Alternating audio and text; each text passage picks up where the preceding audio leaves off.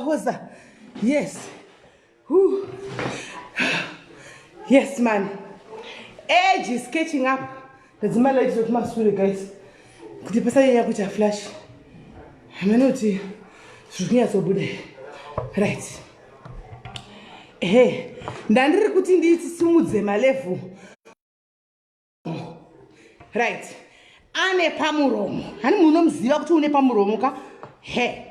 Right. Masquera say, I would take a Moscana, take a Right, Linda Lee, Tisuma Chembisage. Could then I got much Chembisana Kiru. They'd say, ha, so much. Right.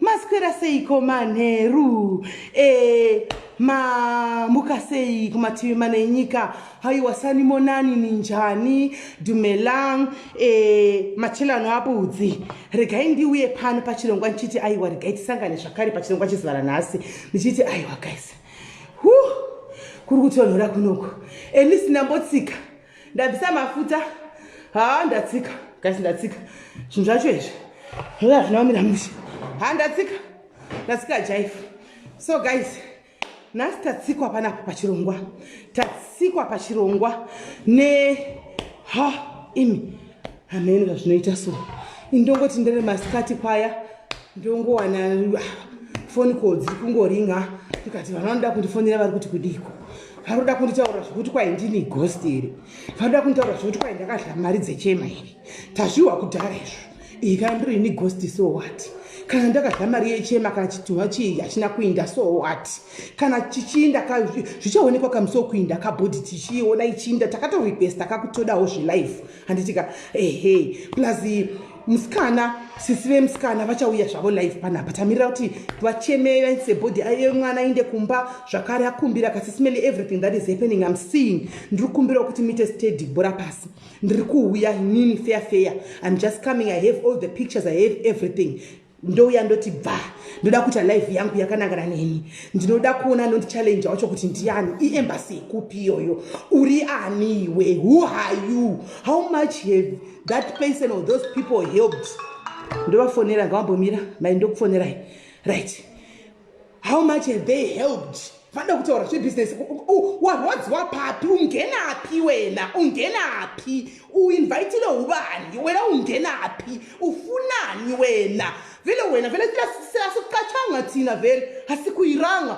ufunani ezindabeni zabantu ufunani hawukhipanga isenti hawucontributanga niksi hawuncedanga anyone ungenaphi thina vele asinawo amaloya thina asinawo amaloya ndathi ndidalize ipapo ndikathi ayiwa mwanangu chimbodzigama bora pasi ndikachituna chimboinda sorry zvako hanzvadzi yangu more boys wanga achingodedera ndosheya kuti wanga uchitsvake ivo iwoita semurume more boys haikuna kungovhundusigwa nemapeta anongofamba achihukura tasemurume unongodamwa kwese uchingoenda uri munhu wakaita seunodamwa nani iembasi yakudana wadamwa neimmigration wadamwa nani wanga uchinda wapakutaura kwacho haugona hanzvadzi wangotatadzeka hauchazivi kuti basa rako wakonfyusa brain nevakangwara but munoziva kuti kudii one day chinobhururuka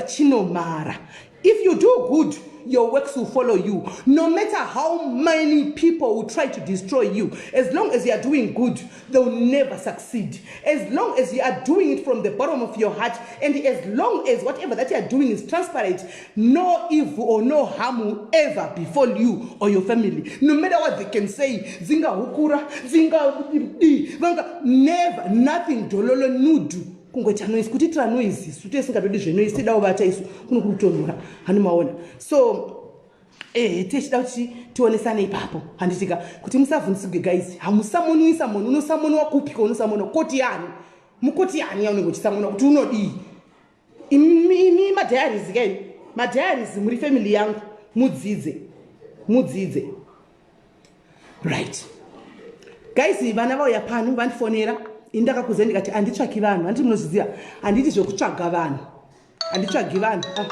vakutofona right regai tingovadaira hedu right regai tingovadaira hello bata wakadaro handiti zvokufamba ndichiti kwai uya kulife kana kuti kudii ipo paya pari bhizi kuita zvanga zvichiitika paya ndabatwa negroup ravana kwai tokumbirawo kuti mupinde kuno kuwhatsapp ndikati inini here kunei zvikanzi kune zviri kuitika kutoda kuti mutibatsire ndikati inyaya yei nhai vanangu zvikanzi kune zvakawanda muzati ndambotanga chiti hamhene kudai pamwe inyaya yegirls talk hamhene pawakakonana hamhene zviri kungoitika hamhene kuti chii handitoona so ndabva ndangoti harega regai ndimanye ndodi ndinohwa kuti kuri kuitikei ndainda kunopinda kumugrupu muya maiwe imi ndawa zvohlisa imi zvinohlisa right musaseka vanangu munosegei zvohlisa mugrupu ini kosaka heya izvozvi so tungotumira vana kuzvikoro tisingazivi kuti vana kuzvikoro vari kuita nezvei vana kuzvikoro vari kudii chii chinoitika naimi chii chiri kuitika vana vakataiwa sisika isitotouya kwamuri kuti toda kudotaura nyaya iyi vamwe vakatopedza chikoro asi vanga vakangozvichengeta mumwoyo vaisheya kuti vozvitaurireipi platform yedu kaino yediaries vakati aiwaka ndokwatinogona kusununguka tichipombonoka tichibudisa nyaya tichitaura nyaya dzedu kuti zvititrenani because remember zvinhu zvinoitika kuvana ava vakavari vana vadikika zvinogona kukuhaunta for the rest of your life zvinogona kuhaunta munhu kusvikira mukufa kana kutokanganisira kuti uite marriage yako zvakanaka because nenge uchingofunga zvakaita uchiri mwana the wrong decisions that you made kana kuti some of the things that you were forced into doing uchiri mwana usati waziva kuti chakanaka ndichakaipa ndezvipi ende zvakare ndichibva ndaona saka chikoro ichi chiri kunzi chiri kufunctiona saka zviri kutogwa nevana ava this might be also going through vamwe vana vanogwasange vari kupinda mukati mezvinhu vezvinhu zvese zviri kuitika izvozvi how the best can we stop all this handimaona vana vakati tiri kuda kuuya life isusu toda kushiya nyaya dzedu to my surprise guys chandityisa nechandishamisa ndechekudai so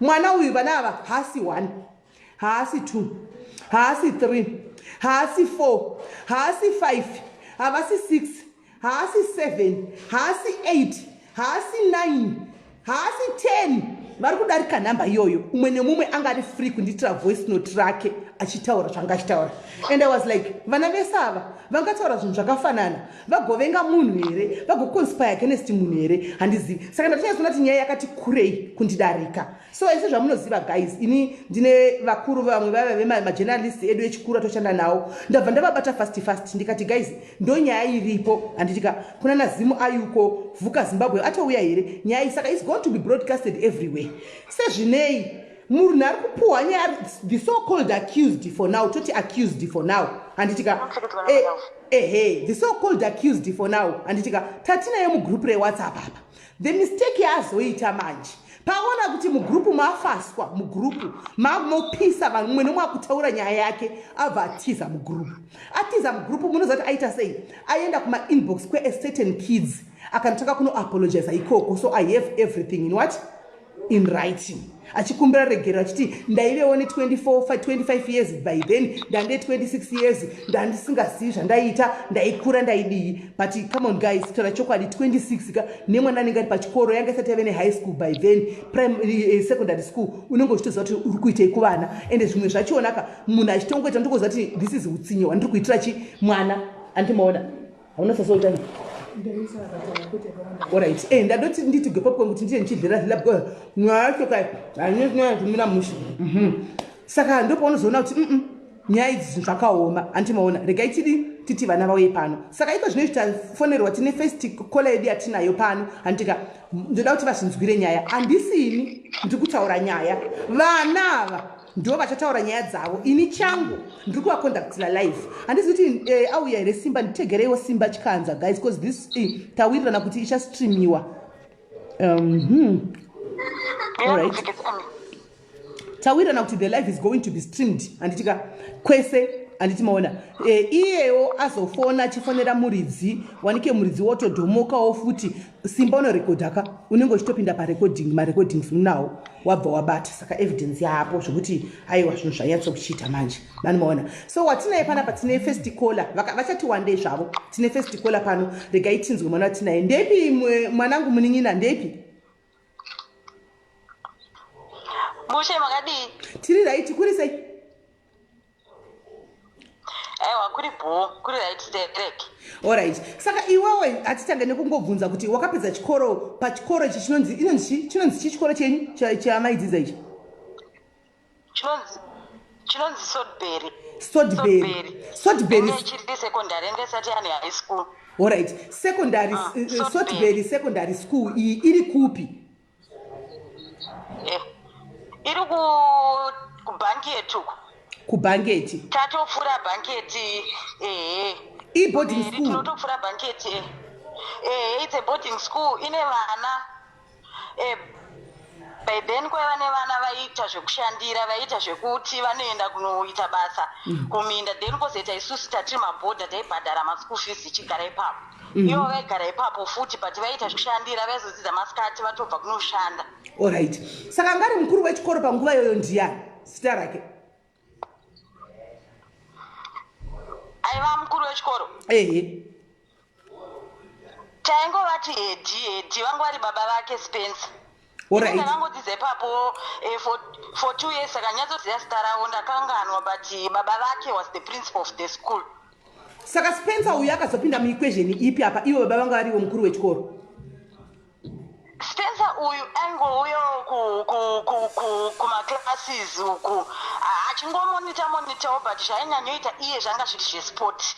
Aititisa isusu vasikana aititisa madramisi, vakomana aivaitisa soka.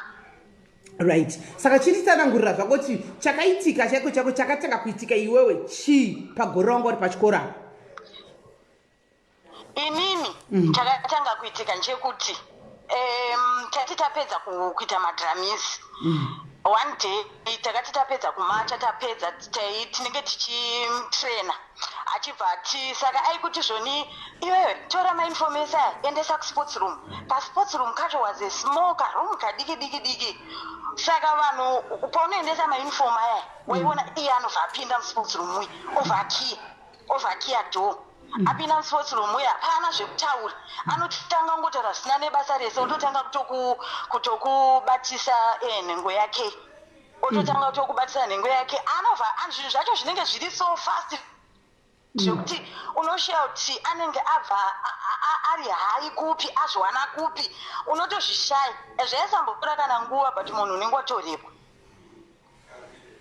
Saka ngatitangitaure pauri watonga wari mukuru wemadramisa musports room imomo. Wanga uri mukuru wemadramisa? Ndanga ndisiri mukuru ndaitovawo drami, ndaitongovawo mwana aitongomachawo ndandisitombori mukuru, ndaitongovawo mupofu. Okay. Saka wakanditora uniform unoisa kuchistoro handiti? Torai mauniforms evamwe vese, takurai mauniform evamwe vese unoisa mustoreroom. Ndozvakandiita inini. Alright. Saka izvi zvaitika kumunhu one ndiwo wega kana kuti maichinjanwa kuti nhasi iwe tora uniform mangwana iwe tora uniform chinovharirwa mukaruma ako? Inini handizoziva kuti vamwe vaiitwa sei but ndakatombono shamwari yangu yandaitamba nayo akatomboiswawo mukarumu imomo. Ini handizoziva hangu kuti vamwe vaiitirwa kupi, but inini twice achindiita izvozvo mukarumu ikako.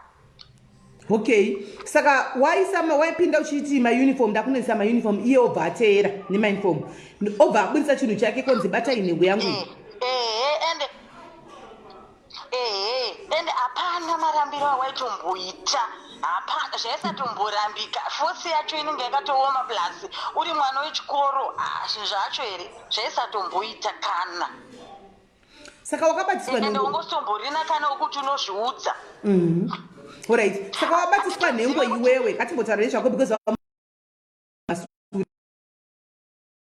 handitika wakangobatiswa nhengo zvikagumira mukubata nhengo, hapana chimwe chakaitika.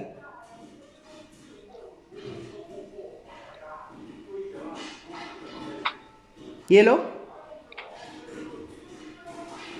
Hello? Hello? Uri kundinzwa here?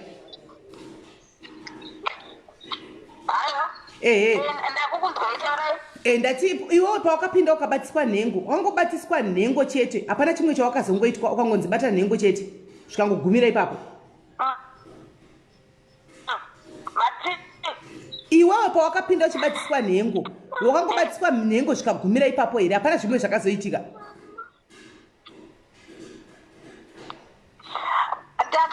Unotonzibata nhengo, ndakatobatswa nhengo, ndikatopedza kubatswa nhengo akatorara nene akatobva tondireba, ende wakamira futi munhu. Wakatorepiwa, saka waitwa repi ipapo. How old were you? Akabva torara nene papo. How old? Pane vamwe vari kufona, ngavambomira kufona, ngavambomira timbonzwa. How old were you by then?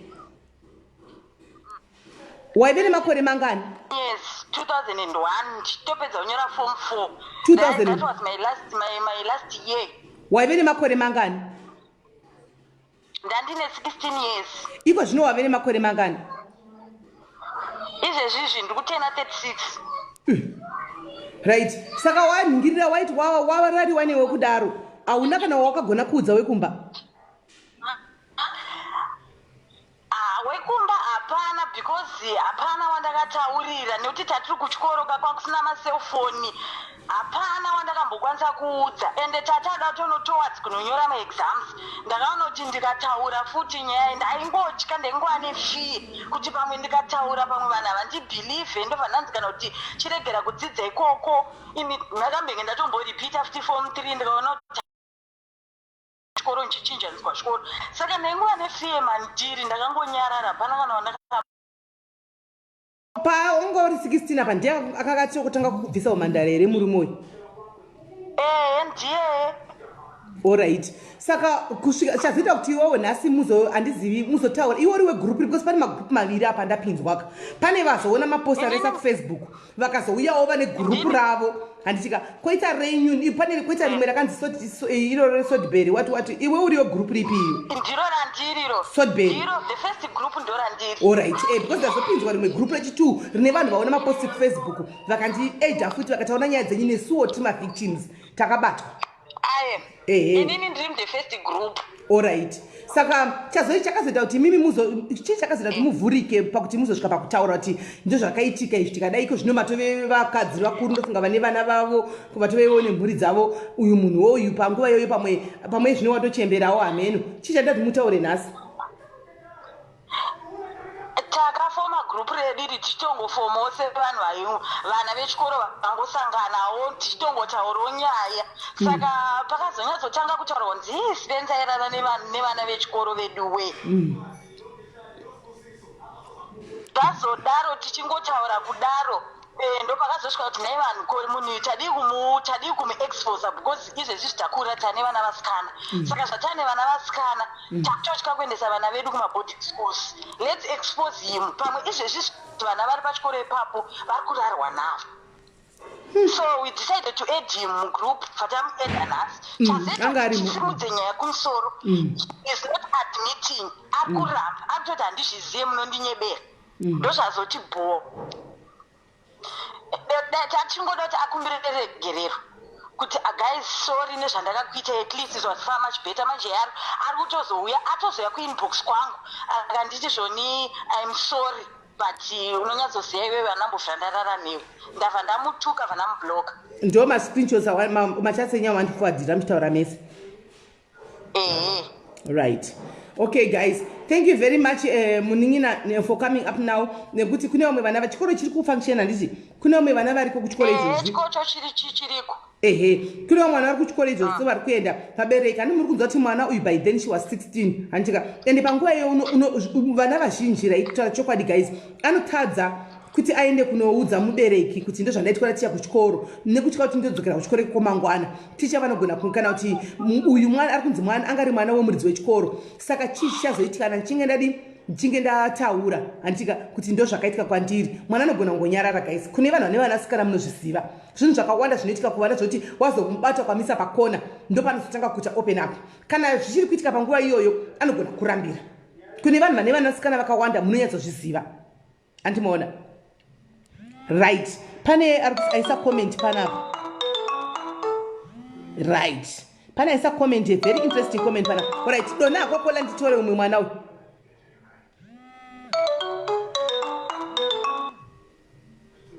Kola hello. Kola hello. Vanochora kufona kawanda. Kola hello. Alright, ndire. Kola. Kola. Muri kuninzwa? Hello, pa live. Wave pa live iko zvino. Wave pa live. Wakutinzwa? Wakunzwa here? Kwala wakunzwa here? Alright, ndikaenda ndimbomudonedza ndise umwe. Vanacho vari kufona vakawanda. Vanacho vakati wandei anditi. Right. Right. Regai vafoni zvakare. Hello, iwo ndida kuti umbodona timbonzwa vamwe kuti vari kuuya vachiti kudii then kana vachinge vauya pano apa vamwe handiti iwowo tanzwa nyaya yako tinzwe mese hoyu uri munyuwana hausiriwe alright ndandafunga kuti ndiye yanga ari pano alright iwo tiintroducewo kuti ndiani wakaendawo pachikoro gore ripiwo chii chakaitika kwauri. Okay, zita ndisharegera hangu kutaura but chikoro ndakatanga po 2000. Alright. And ndinda ndiri mustream 2000 to 2003. Kutanga kwazvo I remember ndiri form 2. Spencer Banda angani teacher vaisisa ipapo ainzi Leonard Matau. Ndange ndiri patakshop vakapadzidza pachikoro vanopaziya atakshop agogo ndichitenga ripe and red nemabhani. Spencer anga aripo kunze ipapo akanditi naLeonard Matau zvikanzi uyu ka aripe and red. Wakutedzuri ripe and red chidringi chiya. Kubva musi iwowo I had no peace. Saka nyaya dzaitika pachikoro taiziva tese sevana kuti kwainyengwa vana vechikoro kune vamwe vaidana navo openly but vari under age vari vana vechikoro. Okay, fine. Alright, saka pakazotanga aitivinga mumadhomu ongokushedza randomly and we ended up takutiza inini personally ndaitiza ndandiri muswalo ndaitiza kuenda kuma-eagles because we were different departments according to the house yangori and saka maswallows aigara pawo ega saka taitoziva kuti akasvika pachikoro kutimes achona he was now working at ZBC. Paimbosvika chete aitongouya kumadhometories evasikana and akauya kudhomu kwedu achinditsvaga kutowanda pasi pemubhedha okuenda kune mamadhomu kunowanda. Okay, saka akaona kuti plan yake pandiri haisi kushanda ndo pandakazonzi izvoni pakuenda vamwe zvikanzi you are going to be the adjudicator because I like the way you speak, you are fluent in English.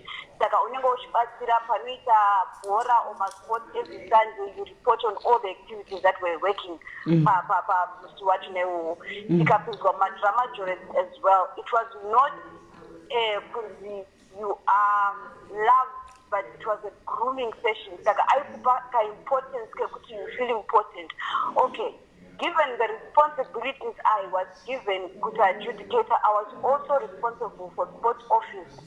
Saka vanhu vaitamba bhora vaiuya kuzosubmita mauniforms avo kusports office. Everybody kubva kumadrummies netball vese manheru on Sunday you had to submit your uniforms ku office. Okay. Pane mukomana ndaishanda naye, I won't mention him though because this is my story.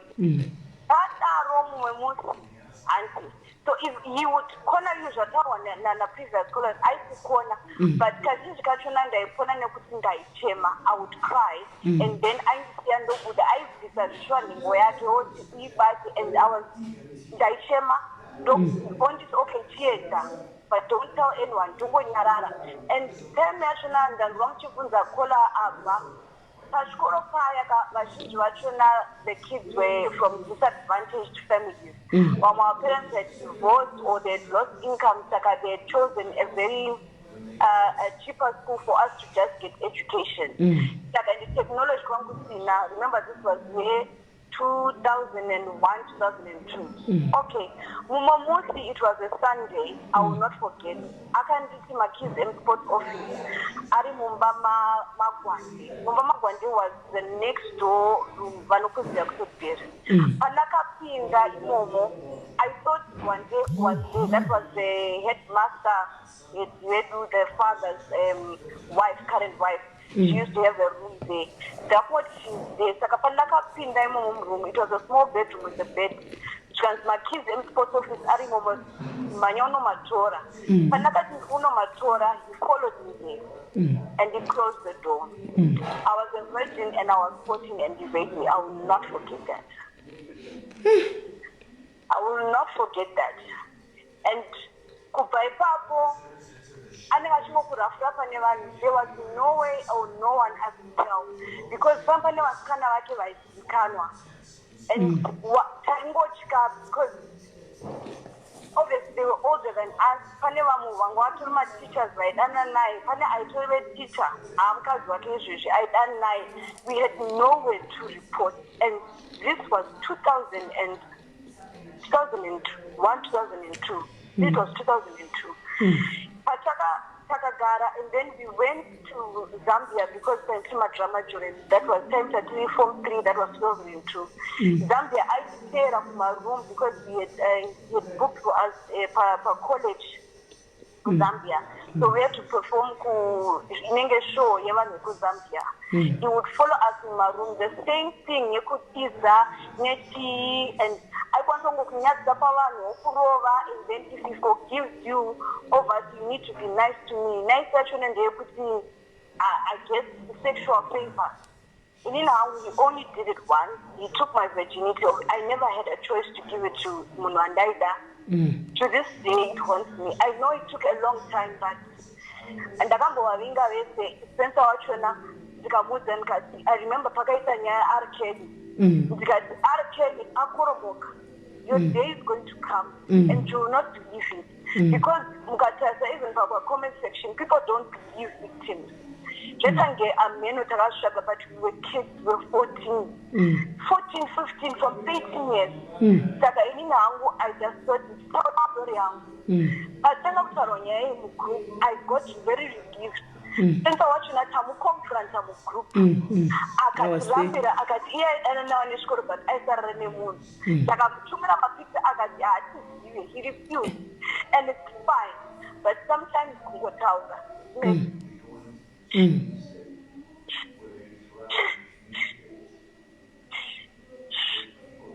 So my top answer, you listen to us.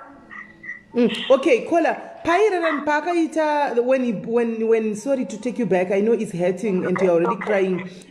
When he slept with you for this first time, was he wearing protection or it was just? No, he wasn't. He wasn't. And you couldn't even tell your parents when you got home, this is exactly what happened to me. I didn't. Unfortunately, my parents were divorced, and then after changing it, sister, my round. And it wasn't a good situation there. I had no one, and my parents had moved to South Africa.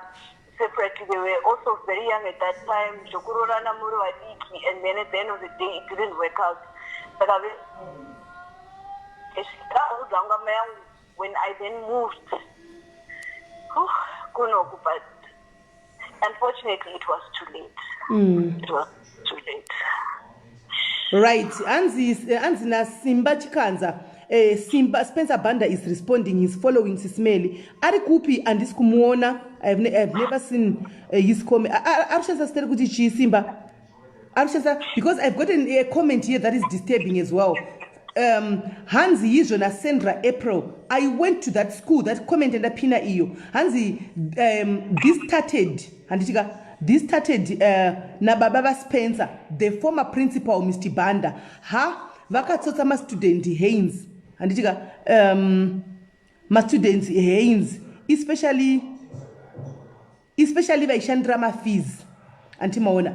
Do comment iyo imuyanda pina iyo. I'm gonna unblock unpin kuti vandonya sona ma comments disangane na Spencer uyu kana ari mu comment section, right?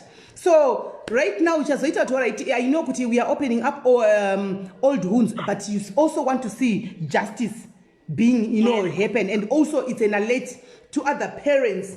As you said, you were 14, 15, and by then you failed to tell your parents, even if they were together, because of the fear.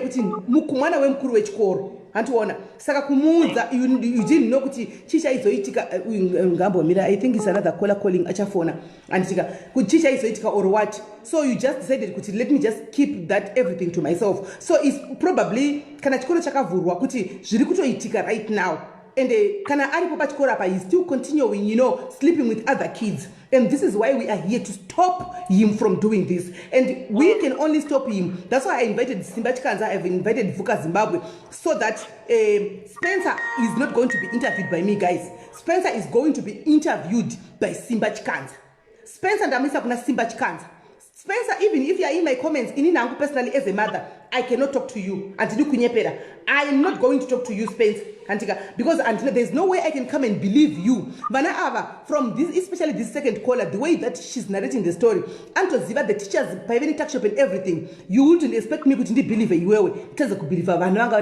I also have kids, so Spencer, you can just follow the comments, you can follow their stories. You were in the WhatsApp group. What you didn't know is Tangauri WhatsApp group. I was also then under Edward Kudara, but I was a silent somebody. Dandirimo, and I took all the screenshots.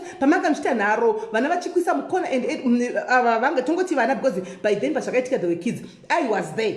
And I was taking all the necessary screenshots, and then my voice was actually recorded to the point whereby a certain guy at Joina Panap, Akati, he was a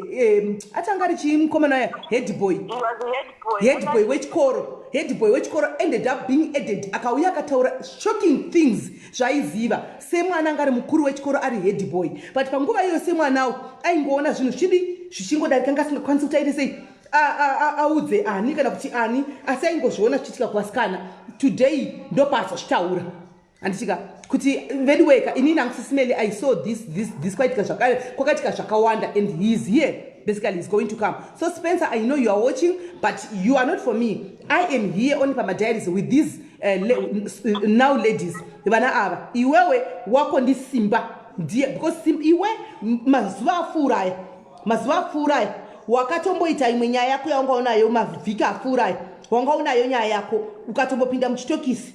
Toda kutoziva kuti wakabuda sei, and we are going to make sure kuti vana vavawana vakadzi vavawana justice yavo. Mhosva hairori. Ungaita ndataura kuti ukaita mhosva uchifunga kuti ndabira vanhu nhasi, 20 years to come kana 5 years to come, it is to come back to you. Unogona kubudirira nhasi, but haubudiriri zvachose. Antimazvoda ndo chokwadi. Antimazvoda. Saka isusu we are just here, guys, kuti vamwe vedu, we are fellow women like these kids. Antika tine vana vasikana, this can be happening right now. Kune vana kana vane vabereki vane vana vari pachikoro ichochi right now. Munogona kutove musiri kutoziva zviri kuitika. Please take your kids, because tiri kunzi chakati chipei, plus vana vanogona kushandira kuti mabasa emaoko kuti vashandire ma-school fees. Take your kids, sit down with them, ask them antika ma-questions munyatsanzwisisa, because mwana anenge ane fear. Kana uri mubereki ari strict, mwana hakwanisa kuya chikudzwa kuti ndo zviri kuitika izvi, anogona kungonyarara. Andichimaona. So kola iwo ndiwe wokudza mukadzi ainzi Sharon here anga ari mudzimai wake kana kuti hausiriwe?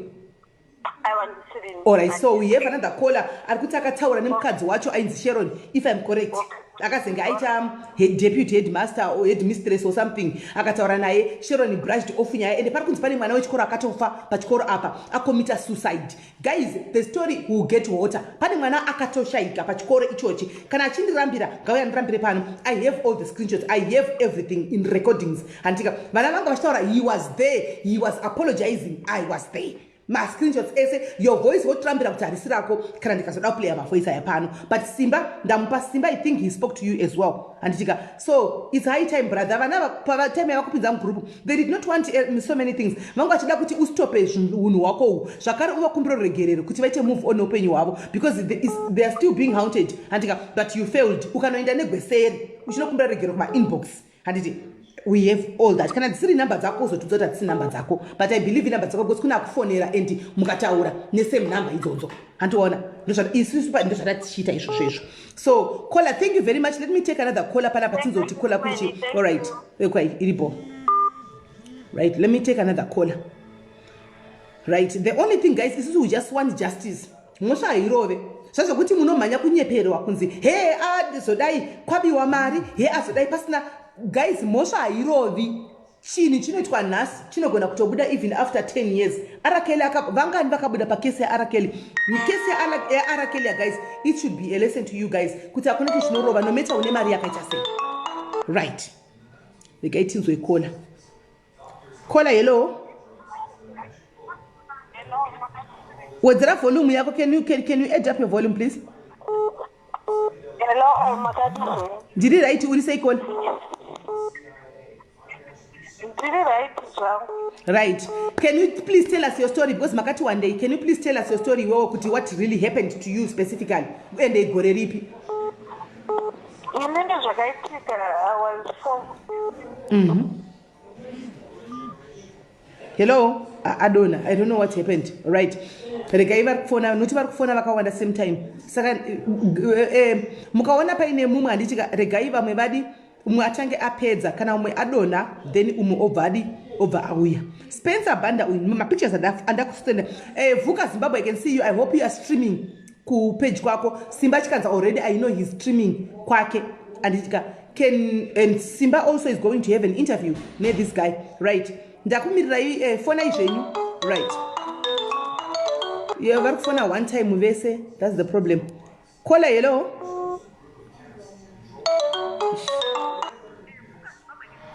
caller hello yeah dzimai foni iri kumasure dzimai foni iri kumasure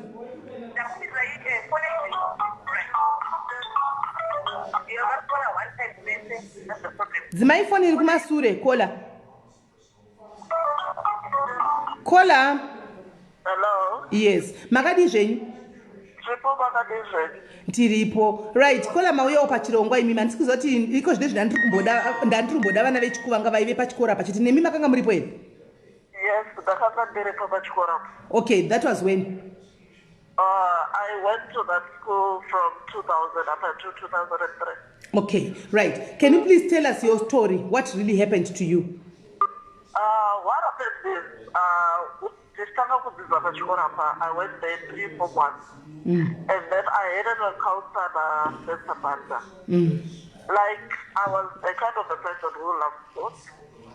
So he would come to you like as a person who is trying to coach you, but at the end of the day, he would be like abusing you in a way. Okay. Whereby you wouldn't feel like this. Kola, I understand kuti urikuta for protection yako wakabata mino, but kana ukaona kuti wainya kutsikirirwa stere kusuffocator tinombokupa time wombo uvhura mino mbijana wombofema wodzoka kubata futi anditika kusazvinyanya kuchijanyirira rako Okay, though I can trust it. Yeah, you can go ahead. Unogona ngo you just stop talking. Wofema then wobata futi totanga futi chingoda. So Spencer, he would like come to me or like he would touch me, like and stuff. So I was so young by then, like you wouldn't know what is happening at the end of the day. And then it happened because he made me a captain. Like I used to play netball. I was very good in netball. And then he made me a captain. And then later on, I was a vice girl. To a point whereby the second scholar, that is what happened to me. Like since there is a first incident, Katanga Spencer Ashida Kundibata. And then we fought with Spencer. Kamukuwaza. Apata Singazi, Pachikoro Pete, Spencer Ade JB1. And then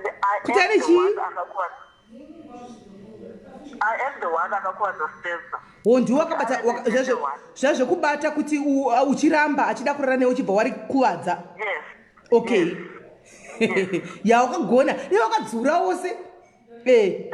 Spencer akatozondoponera kunozi kuDawenda hospital. All right. Akabvunzwa nababa vake kunzi what happened. And he lied to his father. Akati akuvara kubhora. Because Spencer would come from ZBC, ouya kuchikoro, and he would train vakomana nevasikana kutamba like soccer, because we were playing also soccer. So I was like a sports person, digital sports, like drum major, soccer, marathon and stuff. And by then I was a boarder. I was not a working student because quite a number working students, never boarding students. So then I was a working student. So it happened like for quite a long time. Up until to a certain period of time that I thought maybe this guy, you feel relaxed, like you now feeling safe. And then I ended up like I'm dating him. Like in Zimbabwe, on that time everyone would know about me. I'm dating Spencer at a younger age. But once the Kuros do not know, this thing was not right. It was wrong. Because at the end of the day, you don't even understand the way you lost your virginity because of the guy.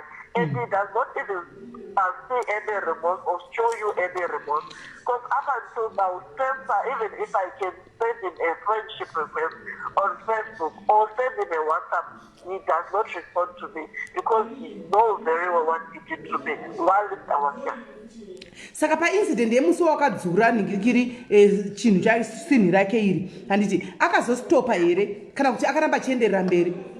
He never stopped. Akatoramba achitoenderera mberi to an extent that this other day there was a guy angari like in the same trip with us. I told him ngomlongozozvevana kuti vanochikoro akatinyorera katsamba on our day to go to Zambia.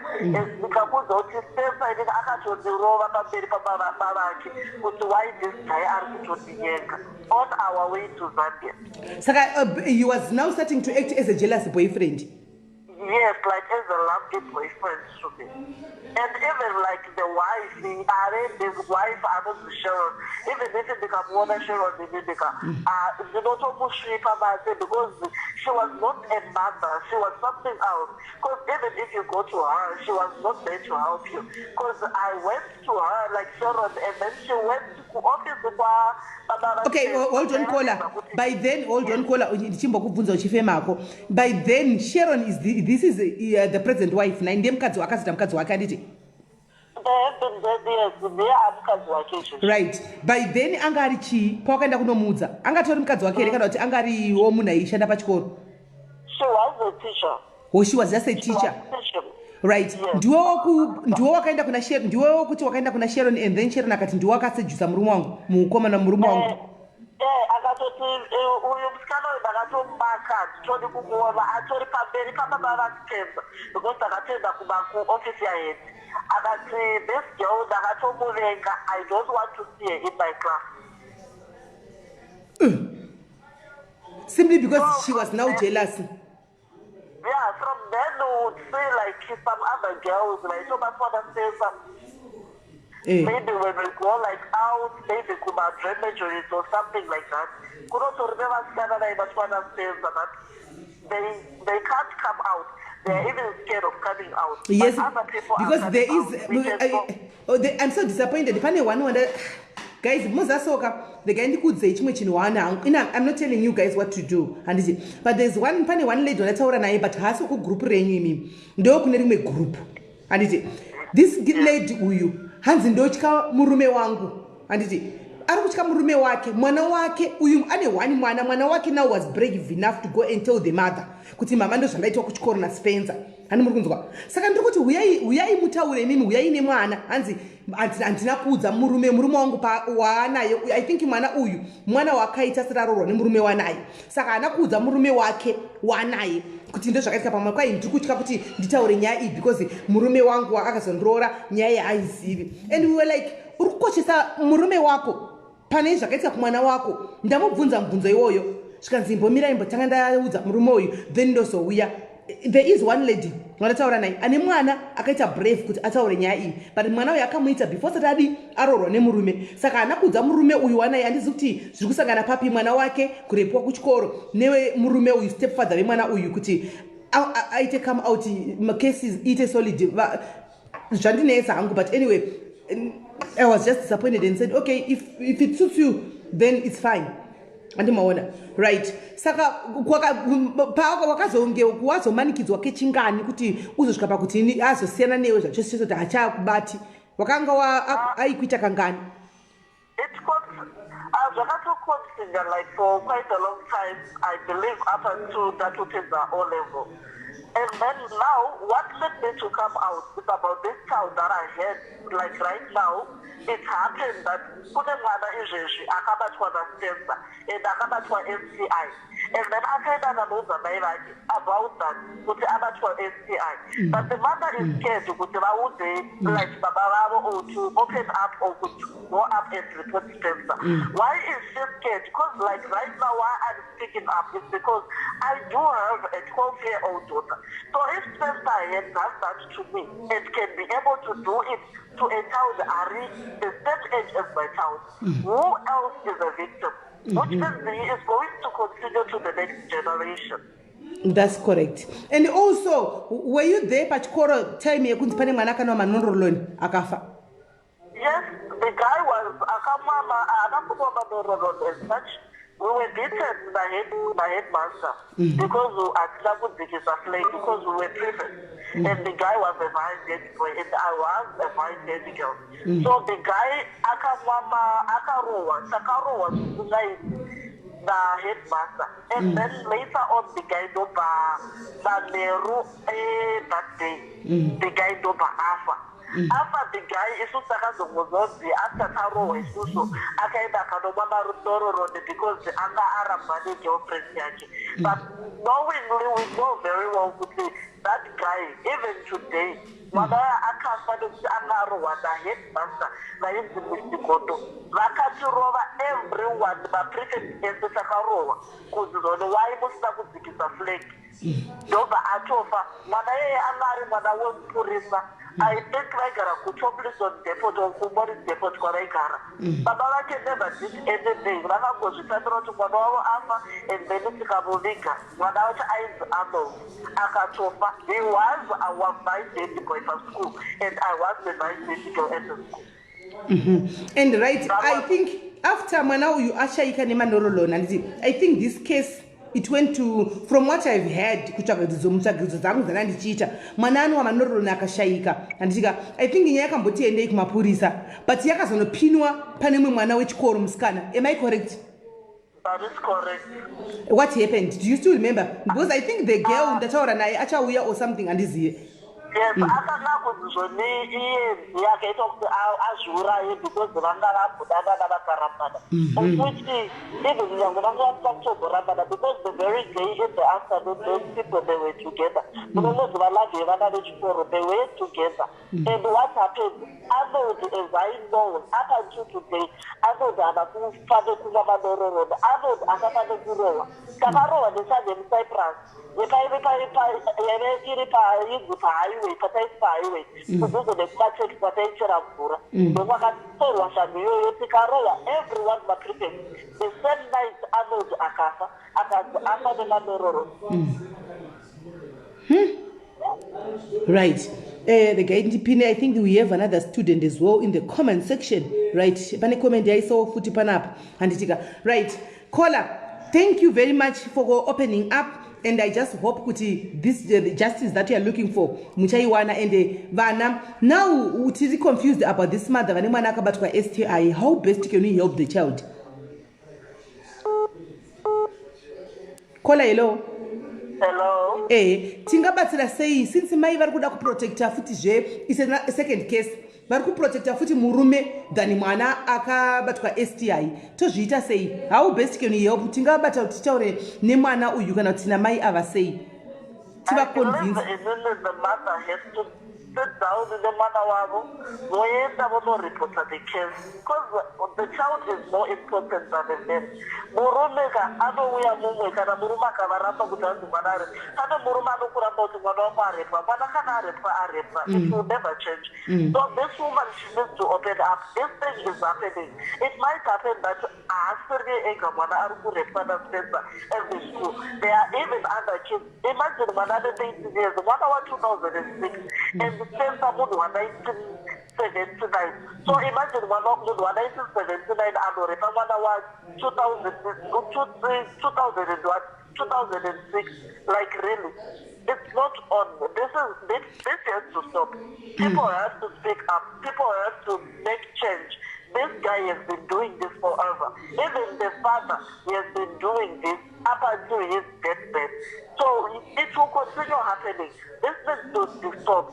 Maybe Spencer is doing money, maybe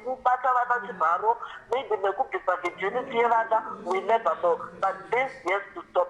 And then I'm angry with Spencer. Spencer, I don't even speak to him. Right now, I had an audio from my little sister. And she said, on the way to Jadira, Pakapura, and then other kids from other schools. And then Mawindi as a commenter, Kuti, my baby, and get that my baby, my baby, like really, the whole world knows that Spencer is doing the wrong things to the kids, but no one is picking up. No one is standing on Argumira never stand up. I don't know with the girls, they don't have the right because they can't achieve things like this. Like really, it is paining me. Like right now, I'm even shaking because I have a child who is 12 years old. Right now, I'm even scared. Like my daughter is in boarding school. It might be happening to her because it happened to me. Yes, she might repeat. So now I'm just thinking that the mother has to speak up. She has to forget about the husband and think about the future of your child. Okay, Mune, do you have the number for this mother? Apparently, I don't have the number, but there is another lady that is on the group. She is a friend with the mother. She is the one that has got the number. All right. So since I'm in the group, we'll ask the mother, this friend of Mukadzi, kuti atipe number ya my house so that we convince her to do the right thing. Yes, I believe it's the girl that first spoke to you. She is the one that came to you. And oh, she's the first one. Okay, the one who's in Dubai. Yes, the one who is in Dubai. All right. Okay. All right. Okay, so I'll get hold of it. Thank you very much, my sister. Thank you very much. Let's try and stop this pervert and this psychopath. Just like that. And from what I've heard again, group pane mwana kunza kwani kwari HIV positive. Abatwa na Spencer. And this is why when I recommend you. I think I was not yet in the group because I was added in the group today. All because right. I believe it happened in the group. Then the other people, because there are some other people that those other victims who are victimized. They started looking around for people to add them in the group so that people can be able to speak up. All right, no problem. We'll make sure Tetragachi number ya my house so that we can start from there. Thank you very much, Kola, for coming out. Big up to you. Right, and let's hope the justice ichatowanikwa mosha irove. Thank you so much. Bye. All right. Guys, I think we're going to have, can the guy, my laughing emoji, what is Chichirkusekes? The person who's putting my laughing emojis, what is so funny? Chichirkuseksachi, and I'm going to block you. Urkuseke. Munakusa my laughing emoji, akusa my laughing emoji, ekuti arkuba any mistake here, arkuta say, I don't understand. Kola, hello. Hello, Makadiswe. Ntiri right muri say Kola. Tiripo, even in the moment where victims are spent. So it happened, it was 1998. And I was Form 1. So since 1998. 1998, yes. Okay. So I don't know what happened. Makoza chori kupindirana saka imwe iri kubva yakati. Okay, let's hope she's gonna call again. Kana kuti airtime yake yapera. Caller, hello. hello, Smelly. Yes, I think you're another caller. Asi angaripo. All right, you can still speak. It's okay. Yeah, it's a new caller, Smelly. Okay, can you please up your volume a little bit? Okay, yeah, Takunzwa. okay. It's Smelly, the passport, 2006. 2006. Okay, wadzera volume futa tisinyatsonzwa. Amurinyatsonzwa here, guys. Right, the guy today. Handisi kuziva kuti foni yako what is happening ine ningirikiri ine volume iri pasi. So what about now? Yeah, zvanani. Okay, I was Form 3 up to 2008. 2007 to 2008. I was Form 3. So this man tanga kwenda pachikoro apa Mr. Director wa chikoro that is used to come here and there. Papa Skagari up that time and get this driver Chiro that was the wife. So I think second step I think you're guys, so caller, I think something is wrong ne volume yako. Tukunzwira pasi. Isapa loud, isapa loud. Because into ndakatiza kusoro kuda kuti nyatsonzwa kuti kuti chi handisi nyatsonzwa. Okay, pages. Waisa loud. Waisa loud speaker. All right, imtawara tinzo. Okay. So second term kama Form 3 akaba auya permanent. Achikoro I think basa rake ranga rapira. Aka that time ndaita paneko. Nditaka kutanga ita madrama juri. Pozina August sayenda kulandira. So nengo ndipanga kuziva like saka nengo ndishotana ndono kuti pachuka kanaka. Ndingopa like mapoints I ati unongo chungoti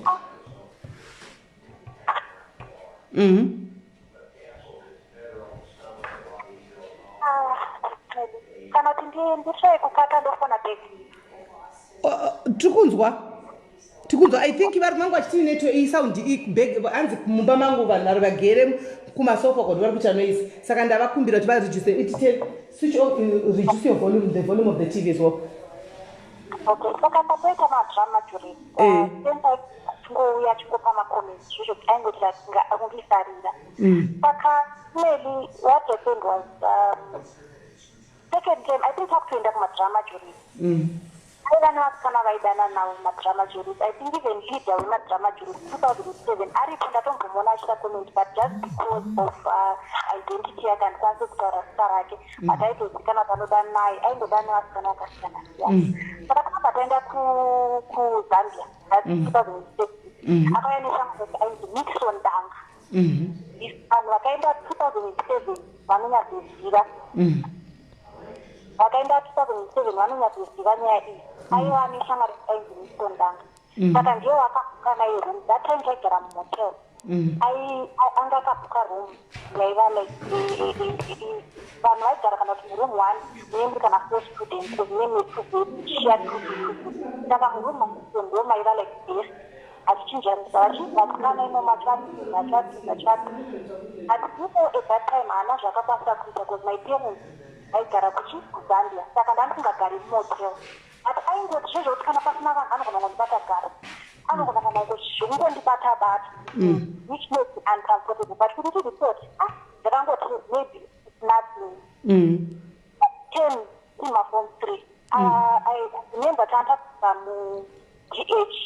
Saka kuseri kweGH kwaiva toilet but yanga isingashandi. That time kwakune matoilet smell.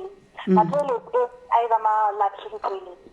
saka vanhu vakuda mudheti isusu takabva taitwa maprefect chikoro madhesi kwaipera form 4 kwangsati kwane A level saka maform kana achiura maibva mapiwa like kuiswa maprefect like vati masaprefect vanodistribution so I was a prefect ndokaabva anditi iwewe unofanira kumira kusvika vanhu vese vaita vapera kubuda should make sure kuti waloka up in everything pandatoka up vanhu vese vabuda ndakutobuda panze mametron in the other kitchen saka ndakanobuda nekusaitwe kwafu netoilet vanoziva vasebed kuseri kwegate not kuside kwekitchen kuti other side kwaiva netoilet ingeiko akabva andibvunza kuti ndotanga kuita maadvantages ndamundibata then I started kukurisisa smell no mtakari no I was being mumafavors akawanda see kuti kana even tongoti kana like mahouses indeva muswalo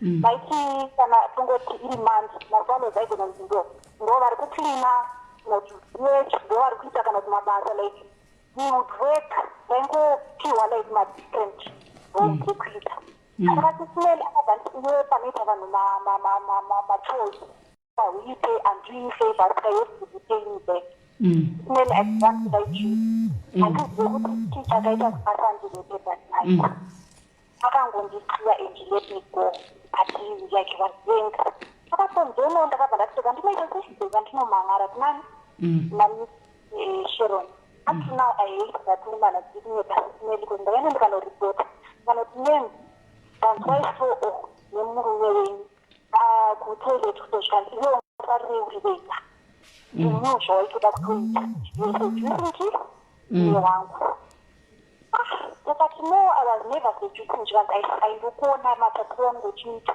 ndichistay away from him iwe chingomutiza hauti chataura navo aujusin but don't ever tell anyone ndikadzoka and I was so happy but how can she do that when she ndakanoconfideshi kwavari handisinoona simeni pandadzokera kumadhonza I think I was not okay saka I was very good in English ndaigona English singaipo teacher wedu that time ainzimini kaimba Christine kaimba saka vakakona kuti ndiri kudzikira vaona ndiri kudzikira like pamamasivo vandibvunza kuti ko tii and all handabva ndaopina up to kaimba kuti ndozvaitika pandakaenda ndikanoudza Sharon but even after ndaudza Sharon iye simba kuti anogona kana kundorova pane vanhu sizvoti anogona vantu iri pane munhu ndiri palive handiti pane munhu akuisa malaughing emojis palive pane munhu akuisa malaughing emojis palive can you please block that person live iri very sensitive ndeyevana vechikoro vakarepwa saka somebody is putting malaughing emoji can you please just beg that person kuti ndiani unblock zvinonetsa kuti nditese nditotekiti anyway forward handitoitase chataura naiye Sharon wacho takasvika papedza form 3 neya nambudza tataurisa kumbe inini mama wangu wanga asingagari kumba saka ndandisina like anyone to really talk to then form 4 it became worse smeli it became worse zvekuti waingoti kana kuti ukangoenda pasina vanhu aigona kunangobvunza votoda kutokuchita kana ngopinza kana roko mubhuku as long as asingorina munhu smeli zvezvongoti anongoita that opportunity anongoita ka-opportunity I remember this other day in form 4 it was first term muna tape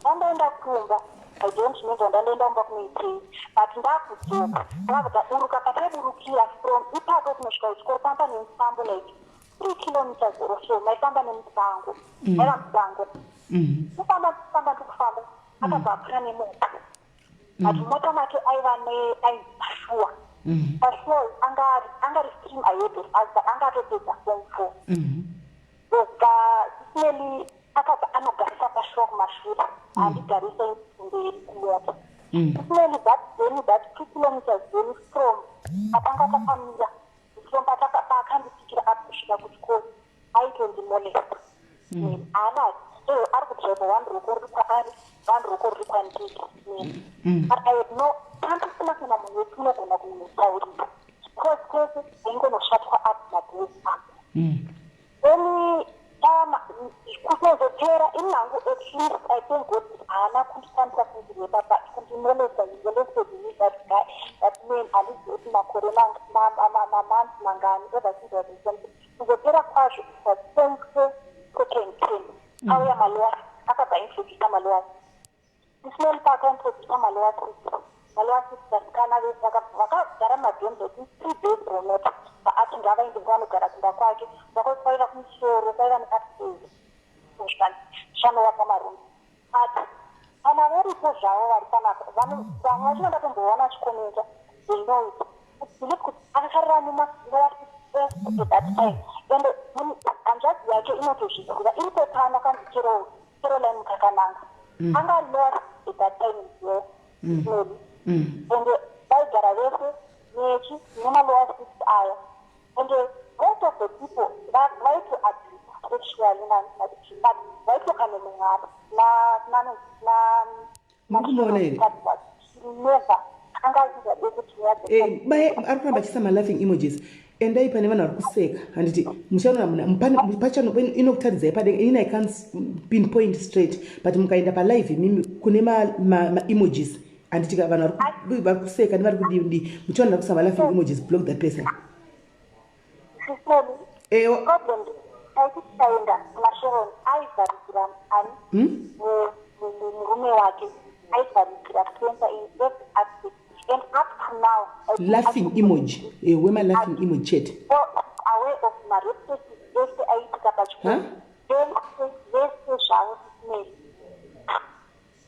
74 aka ndonyaya no pane ari kuisa right now as we speak inopesera ari kuisa ma-laughing image ekupesera ipo papo block that person.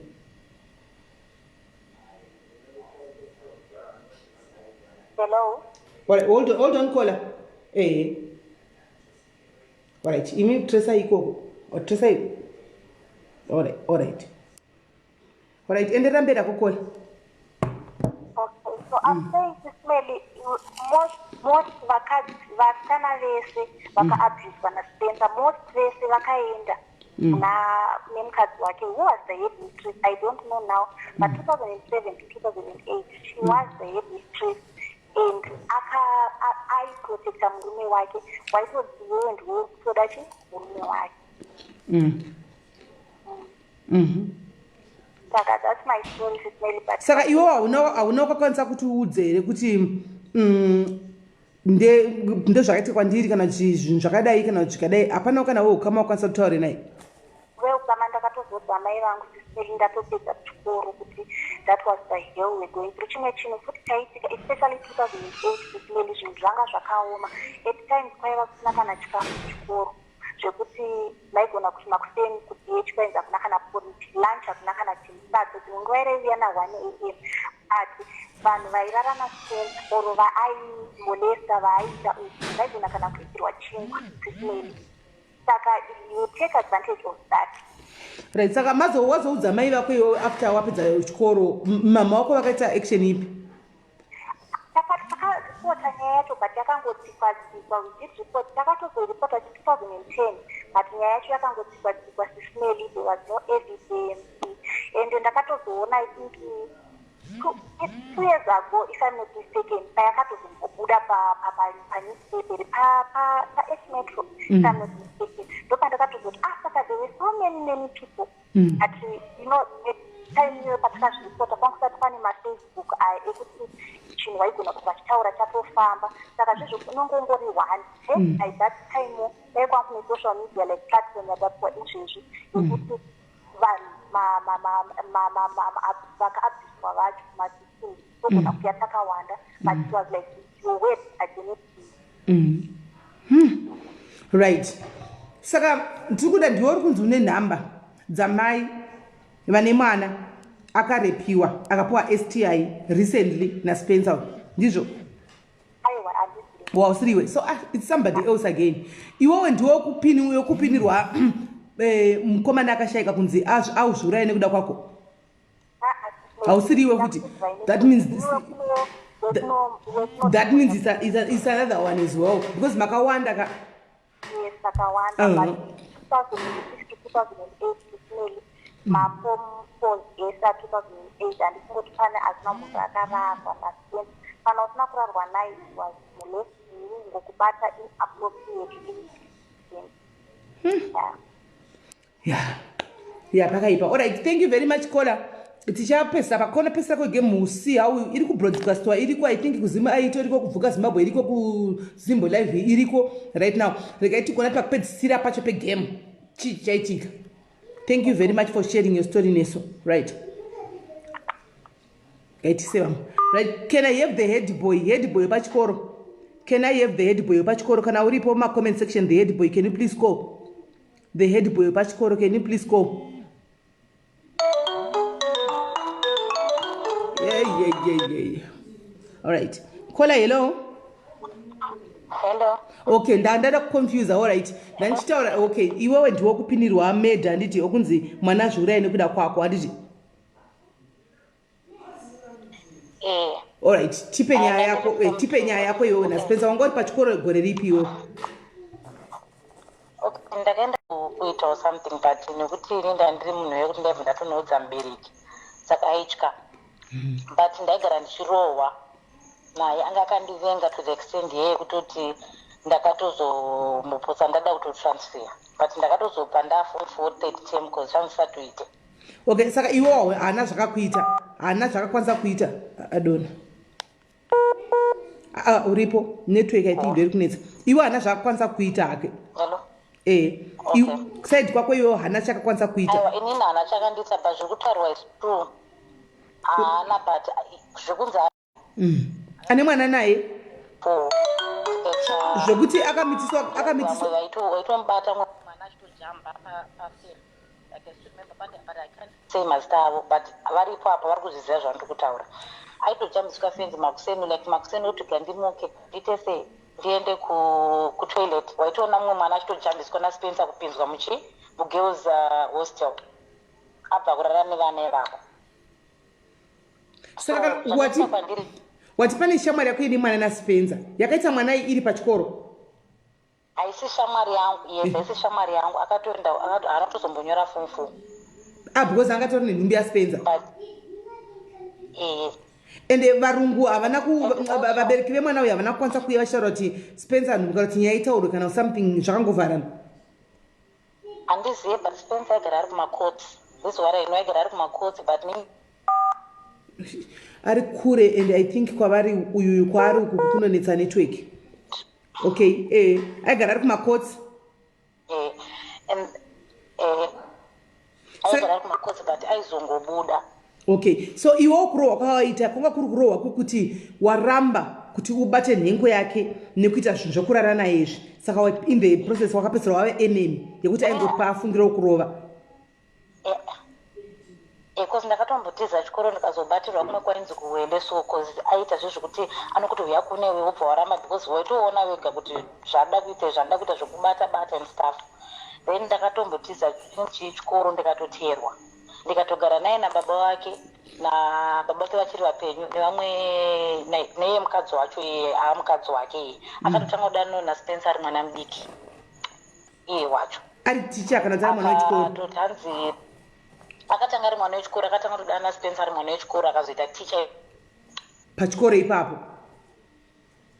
Saka inini akatonditicha musikana aitonditicha English I think saka zvaaita akaona vana vamwe vari kudanana naSpencer pane mwana wakarova nditoripo inini akamubaya neumbrella kunhasi kwake uko achimuti zvonisana nemukomana wangu chichifunga kuti uri ticha iwo how can you beat mwana ane 13-14 years panzvimbo kuti uripote nyaya iyi kana kumaparents kuti mwana nyaya kudanana naSpencer but the problem is aitokavhira Spencer wacho. Saka mukadzi uyu anonzi Sharon mukadzi wake uyu akabaya mwana wechikoro musikana kuzasi neumbrella kuti usiyana nemukomana wangu. And what happened mwana ana kuripota hapana chakaitika zvakangopera zvakadaro because nditicha kava vari kubaya mwana. Because zvainetsa ndezvekuti isusu mwana wechikoro iwo kana chinzvi unonge uchitodana nemunhu zveshuwa handiti ubayiwa ungudze mubereki because unonge uchitya. Because pane vamwe vaitodanana naye zvekutodanana chaivo but vana vadiki vanga vari vana vadiki vaitodanana titozoti ndingakudana naSpencer ndingakudana ningi taitozviziva zvese izvozvo koitawo vamwe vekuti vaitozorohwa but aitoti stream yese kubva kuform 1 form 2 form 3 form 4 kuzi pamwe pasati pane A-level ipapo aitodanana nemunhu wese vamwe vanongobatwa vangonzouya ende saka namainfomu emadrama joditso musports mamwe sports office so uchingopinda imomo ndo maikwirirwa vana imomo kana ungobatwa unozibata chinhu changu kana kuti a lot of vasikana vaicomplaina but unozoti uri mwana mudiki unotyikidzirwa but we used to discuss even mumadoms kuti sports ari kudai vana and anga asingazviiti pane mamwe mateachers aitozviitawo futi echirume otozoti nhingi ndowanhingi unfortunately there's another guy anga ari sports master akatozorora musikana wakatanga kudana naye musikana yari form 2 but akazofa likely kuti akazofa against first wacho iyi but akatorora akatodari mwana yari form 2 kusvika atozomurora achipedza form 4 achingororwa nemusesi atone vanhu vake but the guy atinge akafa last year but one. Alright, saka uri kuti iwewe uyu mukadzi uyuyu this nyaya iyi alright ngatibvunze iwewe ndiwe nyaya yenhingirikiri wenyaya yekunzi mukomana akana mapiritsi akana manorolon time yachina manorolon aitonga kuzimbabwe ukanzi mukomana anga pane umwe kola yakati mukomana anga arohwa but it was pinned you were made to feel kuti uri guilty ndiwe because Spencer said kuti iwewe ndiwaramba here mukomana imbotitsanangurira ipapo what happened. Okay, it was I think entry form 2 that was 2003 Musa 1 April. This guy Akazof Martins Afa Musa 2 April 2003 entry form 2 he was the head boy Pachikoro. So what happened?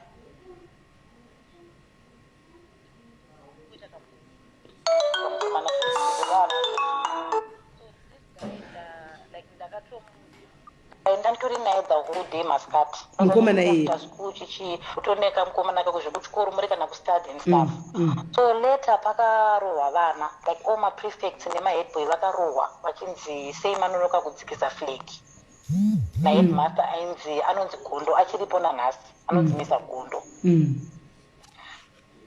then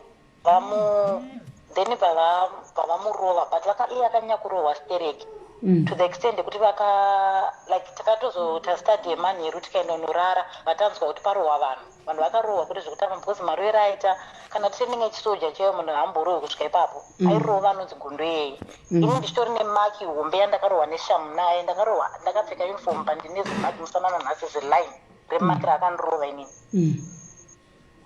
then mangwana acho makusten there is one lady aripo apa aritonzwa ndiye akatouya kwandiri akanditi asibo handinozoti anoti akarohwa akanotiti iwe unozoti anoti akarohwa makuseni saka paakarohwa makuseni akarohwa manheru saka vauya vachinoka vachikumbira mukaka vari kuti hanzi anwa maroroni but anga asinonwa maroroni saka paakafa nemalaini eshama ayakunyatsoti akazvimba mwiri wese then even the headmaster wacho akasvika akati zvoni makuseni acho because nyaya zvinoita nyaya inotanga kutenderera isati yanyatsa kutaurwa then vataenda kuassembly zvikanzi naGondo yauya it's unfortunate that Arnold Kapembeza is dead kutonga zvinhu zviri normal zvezvi mukunzwa then after zvikanzi nesende kumaklasi hapana kana ticha akauya then ndakavhandwa namapurisa auya ndikadedzwa mukuofisi zvikanzi nemapurisa iwewe hanzi wakaramba mukomana wako mainetsana nemukomana wako akazviuraya ndikati no handina kumboita zvese izvozvo zvikanzi akazviuraya it was because of you kuti maticha acho waita zvekupushirwa nyaya kunzi ndiwo waita something but I think vakazobhadharwa and stuff because kwangu kuri kare but the funny part even baba vaArnold vacho vanga uri mupurisa by then but anga akazvimba musana ese ane malaini even like mamwe maticha acho achidzi zvaanga akaita musana because akatofira kumusana matauro azvaitwa pane mukomana anga akamubereka akati akafira kumusana the truth is akarohwa zvese zvekuzonzi manoroni staff anga mastatement kunyebera kunoka madho evanhu kubvunza kuti munhu chikumbura mukaka pana ane mukaka here but the truth is vakamurova kusvika mwana wevanhu afa ndochokwadi chaicho chakaitika but zvakavharwa and ini zvakatondistressawo for a long time ndandiri mwana mudiki and stuff ungoza zvekunguti ungonzi kamukomana kako ungoza zvekuchikoro zvezvi ndo zvakaitika izvozvo and I know kuti hapana hapo munhu akatraya kuda kuita justice but the truth is vakanyatsonegotiata chokwadi chinobuda because that school handidi kunyebera it needs to be closed kana magariro evana achonaka hazvitomboita kana hazviti. And a lot of people are crying, a lot of people vamwe like nditori neimwe shamwari yangu yakaendesa mwana ipapo pachikoro. This lockdown mwana akauya achitadza kufamba sisimele kwakutarisa mwana kona mwana akutobuda mafluids ari kunhuhwa handiti hanzi kudaiso kuenda nemwana kuclinic zvikunzi mwana ane ma-STI hanzi kochii hanzi akamenshina kuti ndispensa idaro saka kuti kwakadi kuripota hanzi ndine murume here murume wangu akavenga mwana wangu saka ndikazozvitaura and I will lose marriage something like that of which how can someone achiti kutraya kuprotecta marriage over mwana wakazvara? It's wrong and she's scared even kubuda pachena hanzi murume wangu anozoti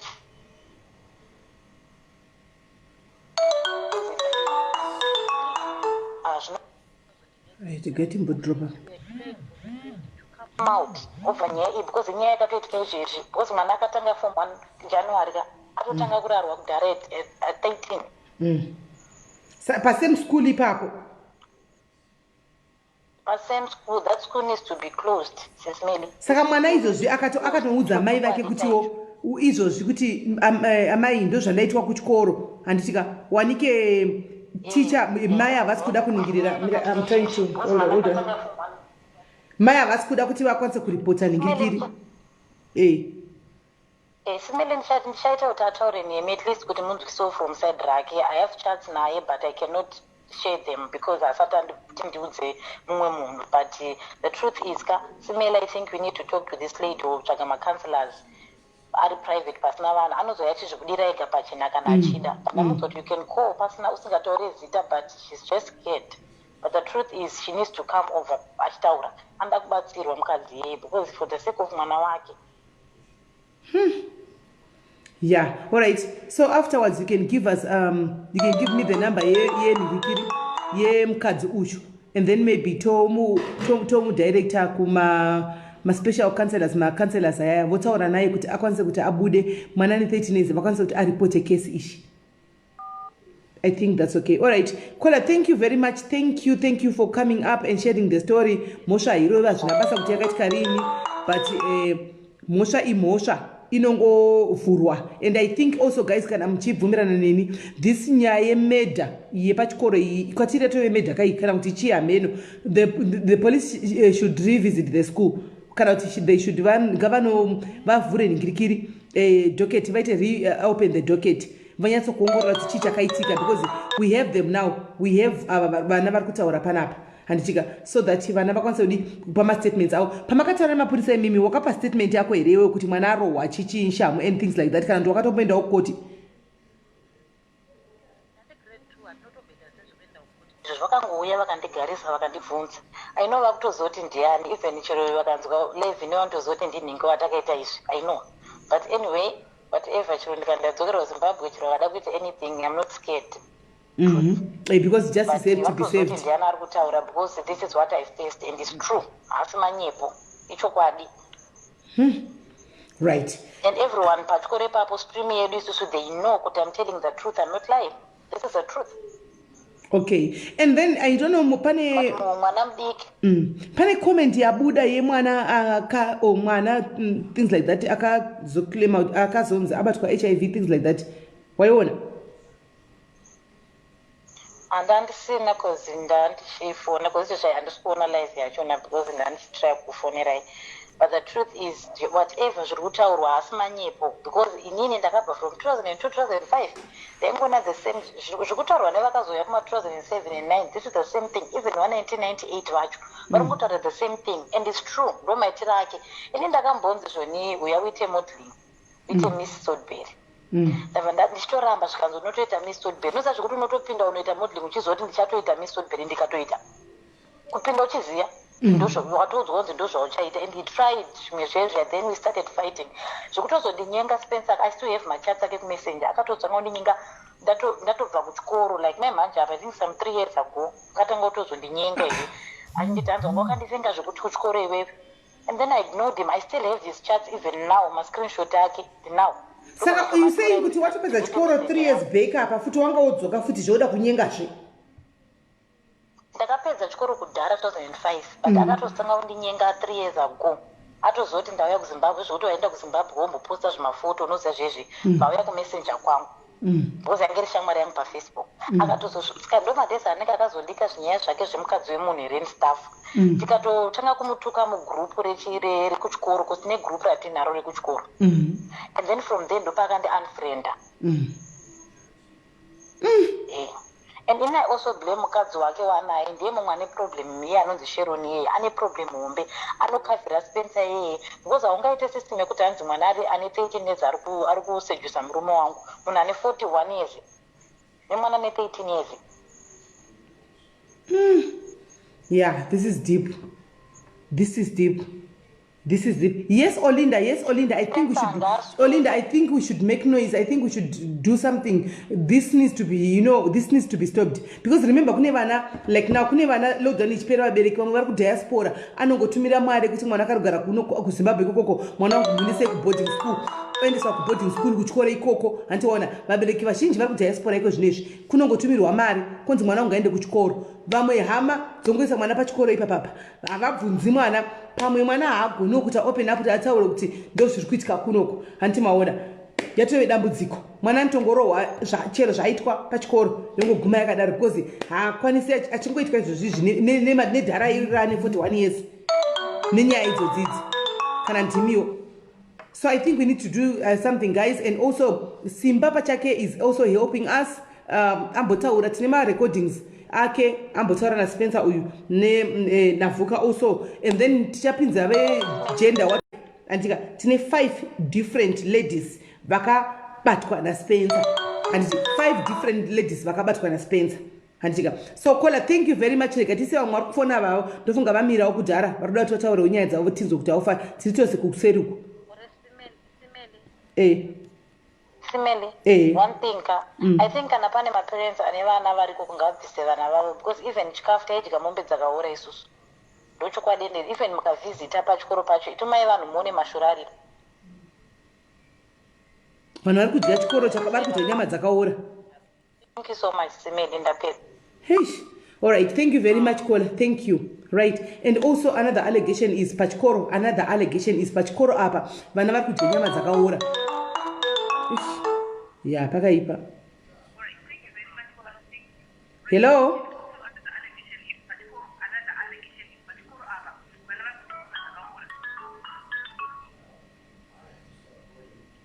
Kola, hello. Hello, Makadise. Did right muri say? Ndinambofona Jigewa 1998. Iri pa silent, phone iri pa silent. Ndinambofona ndakadzidzapo ndakatanga 1998 ndiri form 1. So inini Spencer didn't know aiva ine vakomana vai Adona. Okay. Kola, hello. Hello, Kola. What's happening? Hello, Kola. Phone yacho iri kukata, I think it's network. Yeah, I think so. So akatuma the head boy that time kuti auye kuzonditora. It was 11 p.m. Manero. Manero. Zvichinzi ndine zvandaita and I didn't know what I did at that time. I went there. Ndobva ndisa muhall. There was a hall yataitira zvinhu zvataita. Phone yake, I don't know what's happening in phone yake, guys. I'm not sure what's happening in phone yake. I think in network. Because ari kufona ari kure. Sure.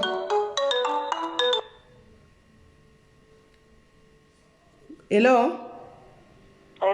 Iri kukata. Yeah, I don't know what is happening. I think in network. So ndobva andiendesa into that dining. Spencer Isa, even to just, let's say, to ask kuti, I want to have sex with you. I go to bata. So here mistake I didn't know kuti the head boy wa tuma. Nenita idanana zvekuchikoro zvemusikazwa zvezve. Phone yake yabva yakata futi. Sure. Bandikuza chichikuitika network yake. All right. Hello? Hello? Yeah, Anga singazivi kuti munhu watuma tiri kudanana zvekuchikoro zvemusikadzwa zviye.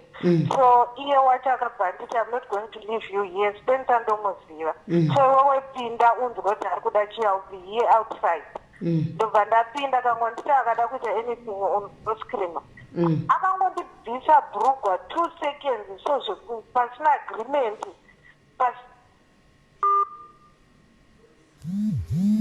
Handisi kuzati chichikuitika. What's going on? Hello? Yeah, ndicharamba ndichisona iri kukata. I don't know what is happening. And vachondibvisa bhurugwa, but pandakamuti stop it ndichimuvha the desk, uyu the head boy akazinzwa and he rushed in. Papa nemumwe mukomana futi waanga naye vandita rescued. Anga asinganyari futi and inini haana kuzokwanisa kuita sekundirepa kwacho. Zvimene zviri kuitika. Right, we have another kid who's also, another lady who's also confirming kuti it also one day it nearly happened to her. But akazoseviwa nekuti waidanana nahead boy zvekuchikoro zviya. Kola hello? Hello, ndobva ndakwanisa kubvawo ipapo, but I was shaking because aindibatisa chinhu chake. And inini I didn't know what was that at that time. Ndiri mwana mudiki, I think I was 13 or 12 years, because ndaive ndiri a big board, so ndakakurumidza kuenda kuchikoro. So ndobva atanga kundibata. Network yake iri kukata. I don't know what is happening. Right. I don't know what is happening, guys.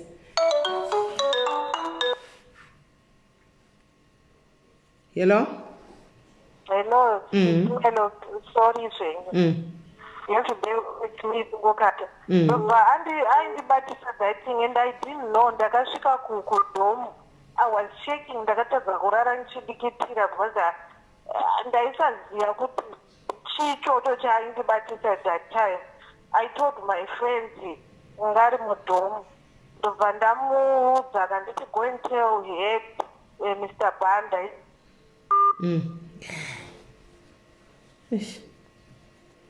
Chikoro chakacho chakambonyo chipa zvakada sei guys? Chikoro ichi chakachipa zvakadii chikoro ichi? Kola hello? Hello. Ndobva friend yangu bva nditi you can go and report kuna head. Uvaudze what he did.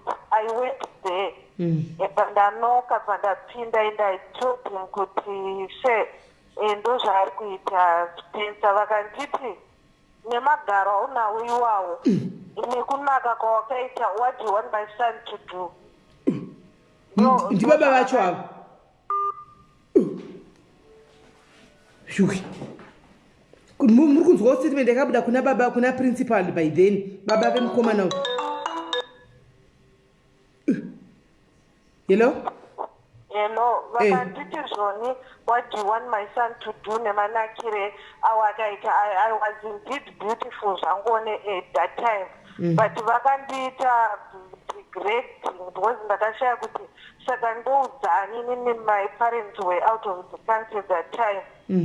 Pandangoenda kudome but handina, ndakabuda that time tainyora tirima, ndakabuda nemari wega. Guys, CJ, ndipewo comment paari pacho straight. Say commentai paari straight ndimuone because handisi kumuona. Commentai paari straight. Ndinyatso kumuona tari papi. Hello?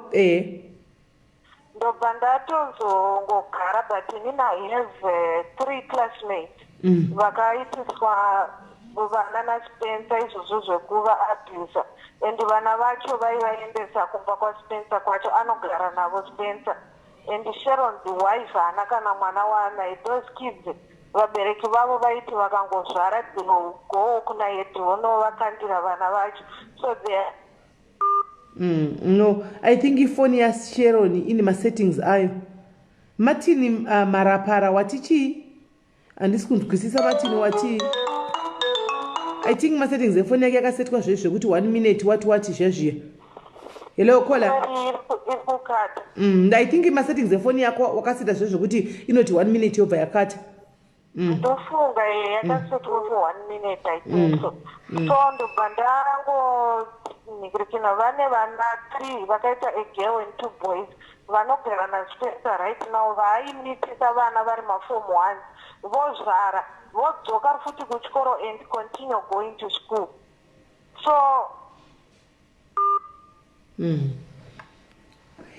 Hey. Guys, vana vari kuZimbabwe boarding school chikoro chinonzi Sotberry chikoro chinonzi Sotberry ichi. Hello caller. Yeah. So Spencer mukada kutarisa kuti he started this in 1998 or pane va 1996 chaivo vari kutaura decades achingoramba achingoita the same thing. Inini pandazvitaura auya kuinbox kwangu I do have the proof akati sorry but anga akutondinyenga futi on top of that flirting with me but ari kukanganwa what he did nhasi mbedweka muwhatsapp group momomoka aenda kuseri akunokumbira regerero kuna kola uyu akunonyenga futi nhasi zvaitika nhasi ndopazvazvichiitika izvi kola hello abato continue kuti ndipamunge you was flirting with me and ndazvangondita upset kuti hanzi I want to apologize in person ndikati what the fuck is this guy talking about because hana respect what he did ari kungoramba achidaro and ndakakura ndamunhu anovenga varume and andisodisturb nazvo zvokuti ndingori nethat thing yekuti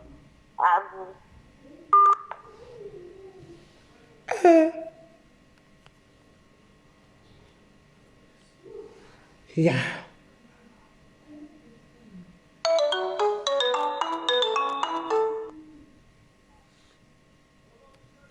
Kola hello. Sorry sis mero phone yangu ngatingoita saizvozvo kusvika wapedza ndofona nelaptop so I think my settings are so ndonyaya yangu inini I have proof yezvinhu zvakawanda zvaiitika pachikoro ipapo ndakazobva ndafom 2 ndatozoudza mama wangu kuti ndo zviri kuitika pavazondibvisa transferred but a lot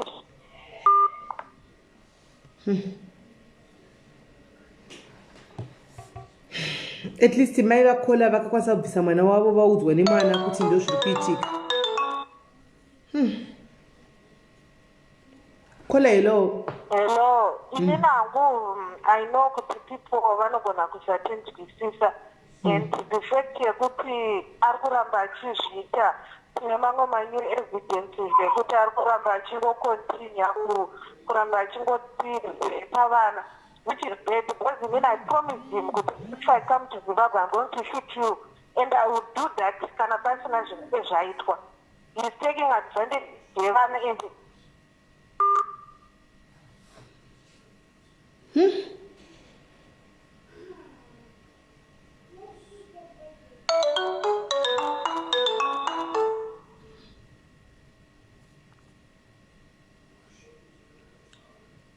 hello.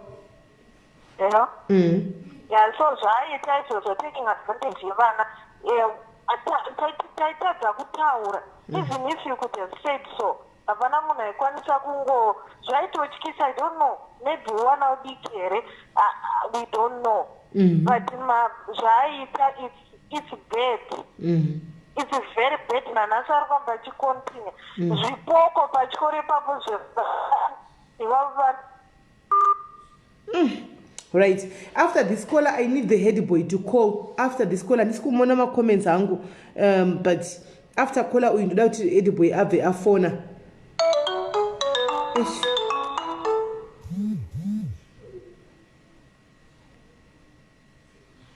caller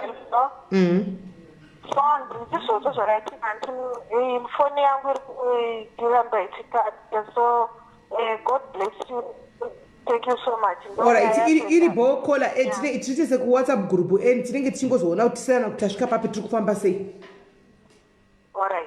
Alright, thanks. Right. Head boy, if you are there, you can now call. Head boy, if you are there, can you please now call? Head boy, kana uripo. Tateve vana guys, matozvona right now. Tasvika tave munamba chi 8. Tave ni mwana wechi 8 right now. Tave ni munhu wechi 8. Chero chinzi kunyeperwa guys. Kana kuti coincidence. I don't know. Amen. Caller, hello. Hello, caller. Hello, caller.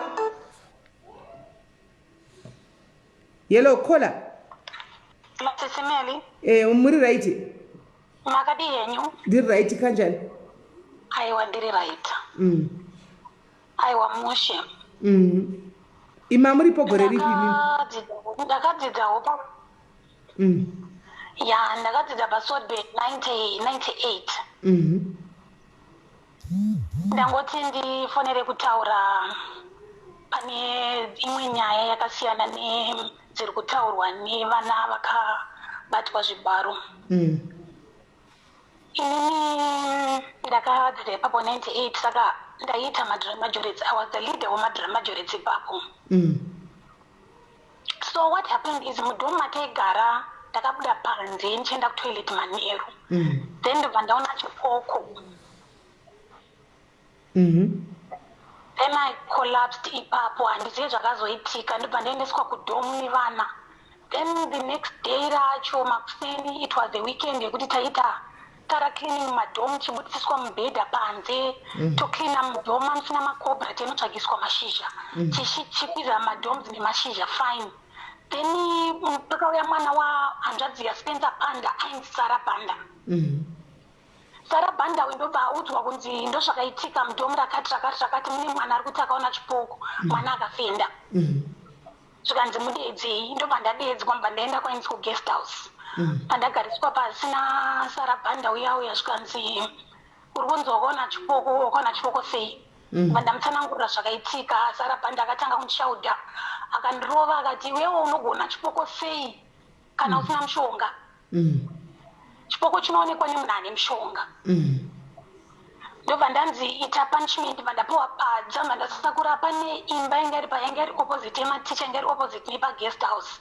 Muri munzira so mhaiwe yekuenda kudining kana kuti kugirls town nekuenda boys town. Ndobva ndasakura paya ndisakura paya pane vana vakatumwa nze ndemunopeka zvinhu zvake mutrunki make muinazvo takumuendesa kumba. Ndobva ndasiyiswa basa rere ndikanzi pfeka uniform uende kumba. Ndaenda kumba ndasiya matranga angu muguest house. Ndaenda kumba ndine mwana wamamhangu musikana ndakaudza nyaya iyoyo saka aive nefriend yake murungu. Then the next day mbva taenda pachikoro nemurungu iyeye, vanhu vanoiziva nyaya iyoyo yakaitika 98. Padaenda nemurungu iyeye pachikoro. Then Sarah Panda yakambva awanda. Anonzi baba vaSpencer Panda yeti vanga vari kuGreenstand because maweekends paitwa zvinhu zvaitwa kusports ground saka ndokwakuna heti mbva vaudzwa kunzi muri kudiwa kuguest house. Heti mbva vauya vachimhanya nemusports ground muya kuya kuguest house. Mbva vasikoonana nemurungu iyeye vachiudzwa kunzi mwana atisanangurira zvakati ndo zvakaitika, muri kuzviziva here? Heti vakati inini ndo zvandakanzwa kuti mwana zvakaitika.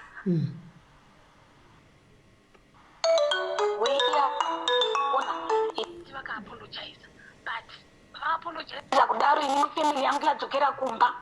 Ndakasara ipapo ndatooneswa moto wese. Ndabviswa paholiday uye wemadramis because anga atondivenga. Sarah Panda uya ndiyaiti teacher. I remember this other time tina April tamba tanzidzokai kuchikoro paholiday for training yemadrama majoretes because taifanira kuenda kutrade fair.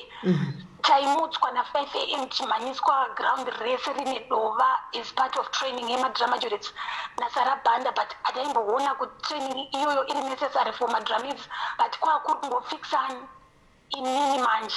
Saka handina kuzokwanisa hangu kupedza third term ipapo. Ndakangodzidza first term nesecond term because intention yacho yange yakanyanyisa.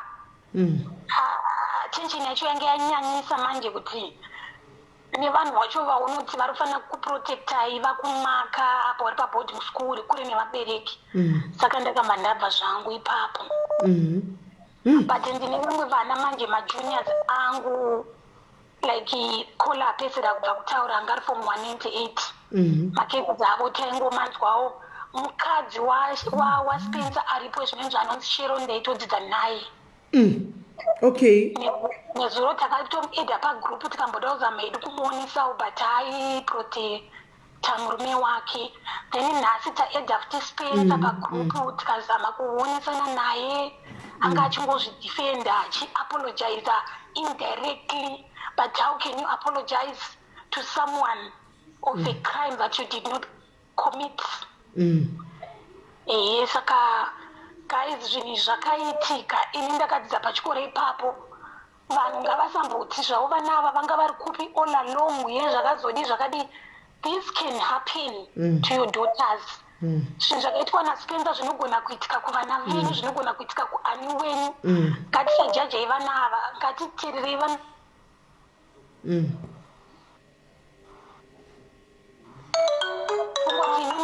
Yangu yakanditsvagira nzvimbo ipapo aitamba bhora nangende aimuziva, saka pamwe akatyawo kundiita zvaaitawo vana zvekugujura vana izvi achitya because brother yangu aimuziva anga apedzawo form 497 ipapo.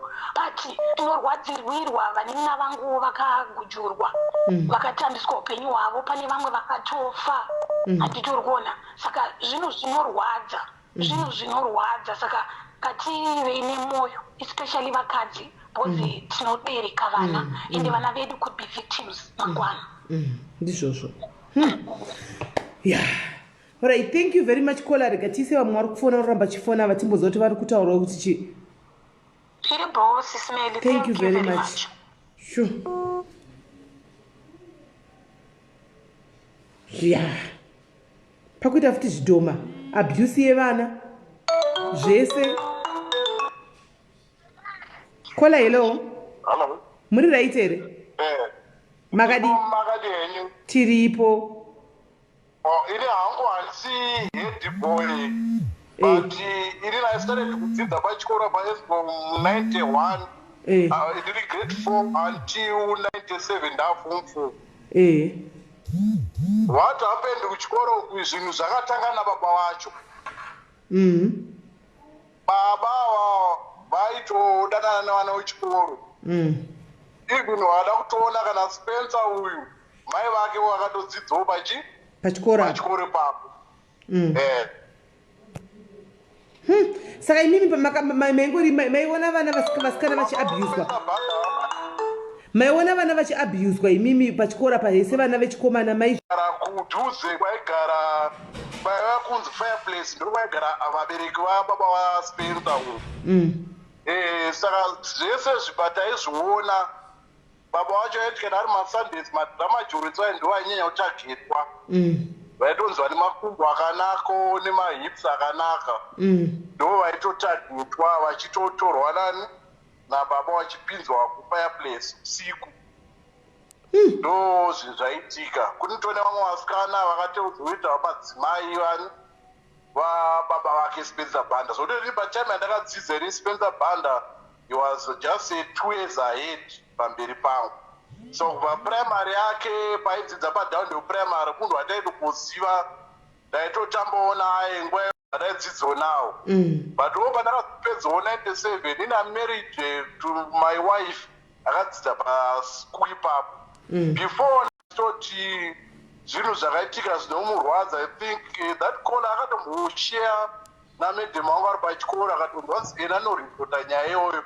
Uzonzwanzi iwo une magaro akakura achichi watadzawo baba wacho headmaster wakunyingo kuti head. Saka this school ende kuti see kuti zvinhu zvacho zvinenge zvine mushonga mukati izvi. And that school pamasina education maticha anenge apedza chikoro onzi aigona kukomesa ndiaibva yatetwa ticha. You could see kuti zvinhu zvacho vaitoshamisika. But kuti ndakadzidza life pachikoro handadzidza education, but ndakadzidza life ndikuva ndiri munhu ari strong up to now. But what happened zvepachikoro is true. And vanhu musafungoti it's a matter kuti vavenga Spencer vavenga. This thing is true. Ngaitoitika pachikoro ichi. Ya zvakaoma. Thank you hanzvadzi maita basa regatinzwe vamwe vazina varipo pachikora pabetisikara pane mukomana headboy ari kuti ane information chaizvinhu zvaita aitotuma kunotora vana vechikoro ari headboy panguva iyoyo achinotora vana vechikoro vasikana kumadhoma achinovakanda kuna Spencer muridzo wechikoro regatinzwe. Hey, muri sei hanzvadzi? From 1998 to 2002, I can't remember. Spencer uyabvisa nomusikana waida waakada naye akatosvika pakutoti dzinga chikoro chaipi ndakadzikwa chikoro ndaro atonyora ukoko. Then ndakatozonyora form 4 yangu ndichiita zvokomita up and down chidzo because anga atondivenga zisingaiti aikuvenga zvimwe zvokuti at some point hapana zvawaita pachikoro. Hapana zvaukaita ari iye muridzi wechikoro ungadii? Maona. So I think there's a lot that happened at school. Vasikana vakawanda inini zvangu mukadzi wangu wandakarora akadzidza ipapo haandoziva nyaya dzeiitika ipapo. I think yenga iri routine chaicho yekuti hama dzake pazvikuru mastabo ainge mastabo Steven something like that. Aingoita the same thing aingorepa akatozosvika dzadza idzi vamwe vakada naye ndatozoona mukadzi wangu akafa musikana iyi. Okay. Or something like that. So I think kauti chaiko kangari pachikoro ipava. I believe kuti indori kauti kuti baba vake pane zvavakaita. Zvaita kuti varamba vachingorepa vana vechikoro. Pakuma form 1 chaicho form 1 anenge asaka up to all kusvika kulevel form 4. So I think there is something wrong pachikoro ipava. Chikoro chaicho chinofana kuvharwa because so I think the government needs to revisit that school. Vakawandisa vakabviswa naSpencer anoziva more information because vaiwirirana. Ina akataura kuti maka zvokutoti kana akatosvika pakuti ndinga kuchikoro chaipo chaipo because akadana nemusikana wanga waita sei waaida. So musikana pakatakeus atatozonyora pfumvu yangu ndakanyora ndichikomita up and down because angadzinga chikoro. My last days of uniform. Okay, thank you very much, Anjadzi. I don't know the person I'm calling, but okay, thank you very much. The dead waiting. I don't know this person who's calling me. Kasinga peri ne UK number kutintiani. I'm not so sure. Ndikui decline but afona kakechi ndifunga ndiya kudestabilize. Apa muri kuti network yangu yakunetsa futi. Muri kuti my network is playing up and sure I netsa because I don't need my viewers from 2.7 to 500 and then muri kuti restarting live. Smell. Okay, I'm gonna ndave clear. Yeah, ndenge nda inenge abo because we are back to 1.3. We are back to 1.6. Ndabo here, network yabo here guys. Ndikona my numbers up 1,800 now. I don't know the person who's calling me ushukuti ndiani. I don't know the person ndakatore number yake. Ndikumukata aruramba chingofona. Saka ndashaya kuti ndianiko.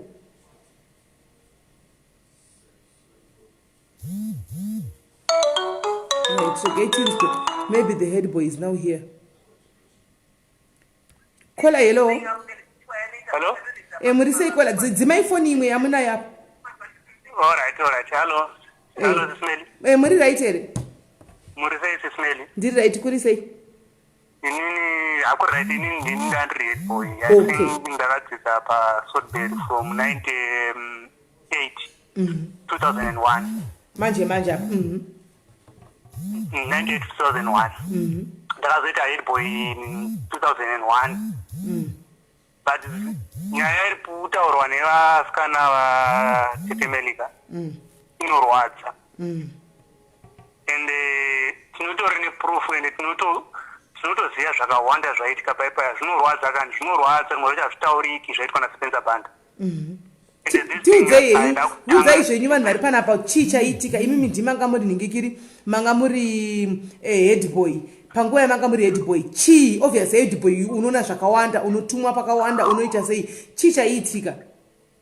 Okay, the thing pane time yoti taenda kustudy Manheru. Study yeManheru. Taenda kustudy yeManheru after study tapedza study manheru funga it was past 10 kana sikakanganisi taizobva pastudy toenda assembly but zvaive Spencer aiuya okumbira manje kuti ona yoga ndine munhu wandiri kuda kuita sei kuona saka iwe chidzima malights yemumaclassroom oza musikana akati kuti asare kuda kumuona muclassroom apa ndaakupupura zvaiitika asare vanhu vaenda kuassembly painozoitwa maannouncement paitwa maprayers vanozodzokera iye ndipo paisara achiita zvaiita achirepa vana vaye vamwe vacho vanga vasingazivi kuti ndo vari kusarirei vamwewo ndo vaidanana navo zvaizozikanwa nechikoro chisa kuti ari kudanana nhiri handiti issue one iyoyo the other thing vanhu vaenda kumadhom paitwa time yekuti paidzimwa malights pana every day vanhu vairara murima Spencer aiti tuma mumadhomu muuya kunotora vasikana totora vasikana tomupa and by then you did not know sevana vechikoro chii chaicho chiri kuitika what's going on hapana zvamaiziva no sevana vadikika taitoona kunge zviri normal zvechiboys zvechigeto zviri kuitika panguva iyoyo vanga uri pwere but ini ndakazosumudza musoro ndazvoona manje zvandiri kuitiwa hazviite handiti then ndiva ndatorwa naSpencer Banda baba vake vataiti hedi vakandiisa muofisi vakandiudza kuti iwe onaka zvauri kuitaka takakupa chiposition yakati handiti saka iwo unofanira kuitawo zvatetichiwirirana nazvo so ndati but Simon vamwe vana vadiki zvinhu izvi kana zvakuzokudzokerai zvinogona kuzondiafecta neniwo futi I think ndakambe ndataura nyaya yemadhomu nevakomana tataura neboys town taikuti kuboys town madhomu evakomana so tazvitaura ndo vakanipowa idea yekuti ndirambe kutumwa naSpencer from that day Spencer akambva andimaka up to now Spencer akandimaka I'm the one where the other person create a group WhatsApp group riyarero handiti chimva tataura nyaya tataura nezuro manheru takawirana kuti tiede Sharon Sangoirota the wife kadeza the wife kataura naSharon Sangoirota tikamubvunza Sharon zvinhu zvakadai so zvichiri kuitika here pachikoro because we are afraid kuunza vana vedu vechikoro ipapo kuudzawo vana vedu kuti vasouya vazodzidza ipapo vanogona kurepwa naSpencer Banda uyo anove murume wako futi ende iwo ndiwe mukuru that's why taura kuzobvunza iwewe Sharon akaramba zvese zvakangoti ndinokwanisa kuudzai guys you can come to the school mozvionera mega but no kana iwe usakwanisa kutoudza tipe nhamba dzaSpencer timubvunze akaramba nenhamba dzaSpencer Sharon ine machasese tinawo ndinawo inini akaramba then aramba kudaro tivadatora no problem ivadatsvaga nhamba dzaSpencer ivadadziwana by then andakumuedza that time Spencer pagroup tivadabvunza futi Sharon tikati unoti pagarantii yekuti pachikoro apa pachinja because zvatinoziva zviri pachikoro apa then ngo pakamba atanga kutitumira mapictures emabuilding manyowani chichi yakati no but pane the other thing zvatira kuziva one yerape ne2 yezvipoko chipoko chainzi white man ini ndakachiona live ende pandore vakawanda vanonipupurira vakachiona chipoko ichi tachiona kudaro chipoko chisiri kuboys town I think pakaita noise achipotsera matombo pakauya boarding master anzi sekurusai akarova vanhu maroero aita vanhu ka I don't think tingati kwakuri kutreata mwana wechikoro kwakuri kutoponda kwaita kurova kwaita koko ini ndima ndamira futi ndati sekurusai the way amuri kurova nayo vana haisiriyo tiri vana vechikoro we're supposed to teach us well so from that day ndipo pakabva paita ruvengo rwangu neSpencer nemhuri yavo yese zvekurepa kwavana vechikoro zvakabvira kuna hedi baba vacho Spencer Banda Mastabo I don't know kuti anga ari cousin here or whatever akadana naBridget Rice akagara aigara maraini mangu chitungwisa Mastabo akapa Bridget chirwere tichiri pachikoro enda munhu wese anogadza paSoulberry 98,000 anozviziva. Bridget akafa. Mastabo haana kukwanisa kuuya kana kunhama kwa Bridget. Spencer ndakamubvunza nezuro nhasi, I mean akati Ronnie they were married. Mastabo naBridget. So ndamubvunza kuti sei utaura kuti vanhu they were married, Bridget angari mwana wechikoro. Akapindwa kuti Mastabo yanga iri kadi, I think yanga iri cousin yaSpencer Banda. Yaitsvagira vakadzi. Mumwe futi ndakamubvunza futi imwe question Miriam Vaviri, there's another lady named Miriam Vaviri. I think vazhinji vanomuziva. Akapiwa futi chirwere nezaza guy hama yaSpencer. Ainzi Baba Vanessa, kana second size Baba Vanessa. I just remember, but it was way back. But I think I use Baba Vanessa kana kuti I would think that the other name, but it's Baba Vanessa. Spencer nyaya dzese dzadziramba. Tataura naye makuseni Spencer from 6 o'clock to 1 p.m. Spencer tichitaura naye achiramba. Chinhu chakwanisa kuhuma ndechekuti ndakadanana nevana vechikoro but hapana wandakarara naye. Izvozvo ndizvo ndinokwanisa kukumbira ruregerero. Akati iye angari same age nevanhu vairara navo vese. Hamene kuti age yacho yarula kuti uzandeipi because by that time iye anga apedza chikoro ende vanhu vazhinji vakarara navo vamwe vacho vanga vari mafomu 1 vanga vari 13-14 years. Saka iwo saHeadboy unambosangana nemacases ekuti airara here even nevana vechikomana? Panyaya yevakomana panonesa. Ini hangu handasangana nayo.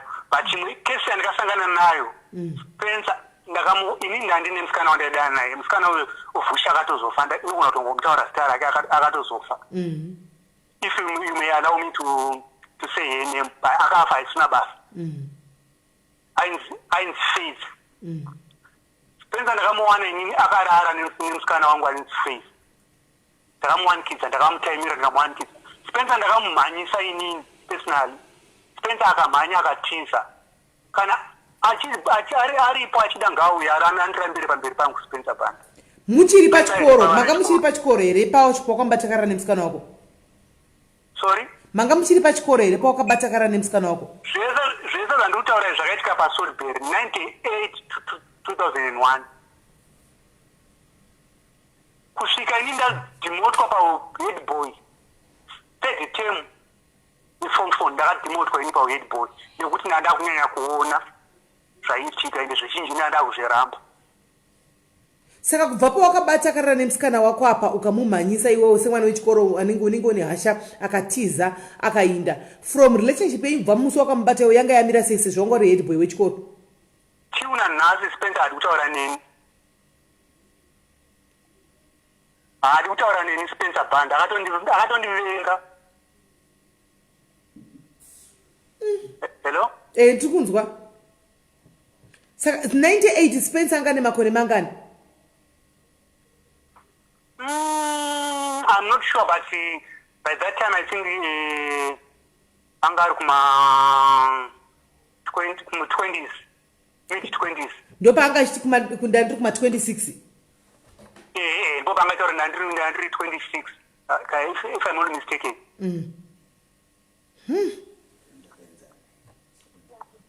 And zvichiri kuitika tetetuda pachikoro apa zvichiri kuitika. Hold on. Sorry ndauti tetetuda zvichiri kuitika izvi. Mira Headboy. Yeah. Anga kaenzana nemi handiti 98 iri kutaurwa iyi. Mamune makore mangani?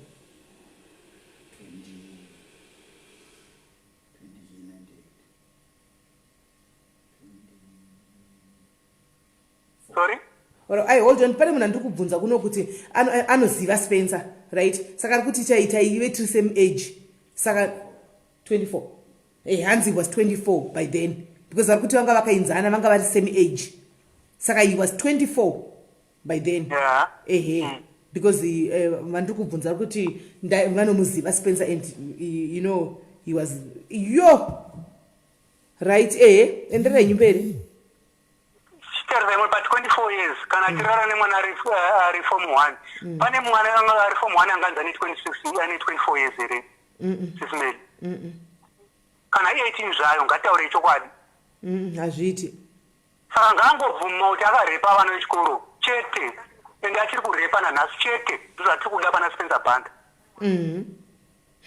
alright anyway akakanganisa vana vakawanda Spencer Banda anyway hanzvadzi thank you very much bisi nyaya yeSpencer Banda ine kwaichaenda ine kwayatore kudhara already pane mamwe mucovid muno mutori mwana arutonzi ane siki zveso yakapiwa naSpencer Banda ya ndazviona ndainzwa nyaya iyoyo isati yapera kurapwa ndainzwa nyaya yacho iyoyo alright anyway hanzvadzi thank you very much for coming out muchitaura regai timboisa vamwe because makatoti one day I think ndine vamwe vandasevha mufoni kunoku vane rimwewo group risiri renyu imini yeah welcome alright thanks very much tosangana kuseri kola hello kola hello yes yes tikunzwa tiripo makadii yo taurai tinzi Naenda pastoria 1997 to 1998. Alright. Na mavekwanisa kuzvitreda. Ndokuda kuzoita pastoria. Akalamba kuti aivavanyarisa.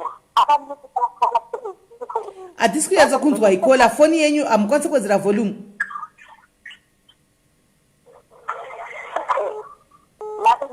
ndikaiti taurai tinzwe taurai tinzwe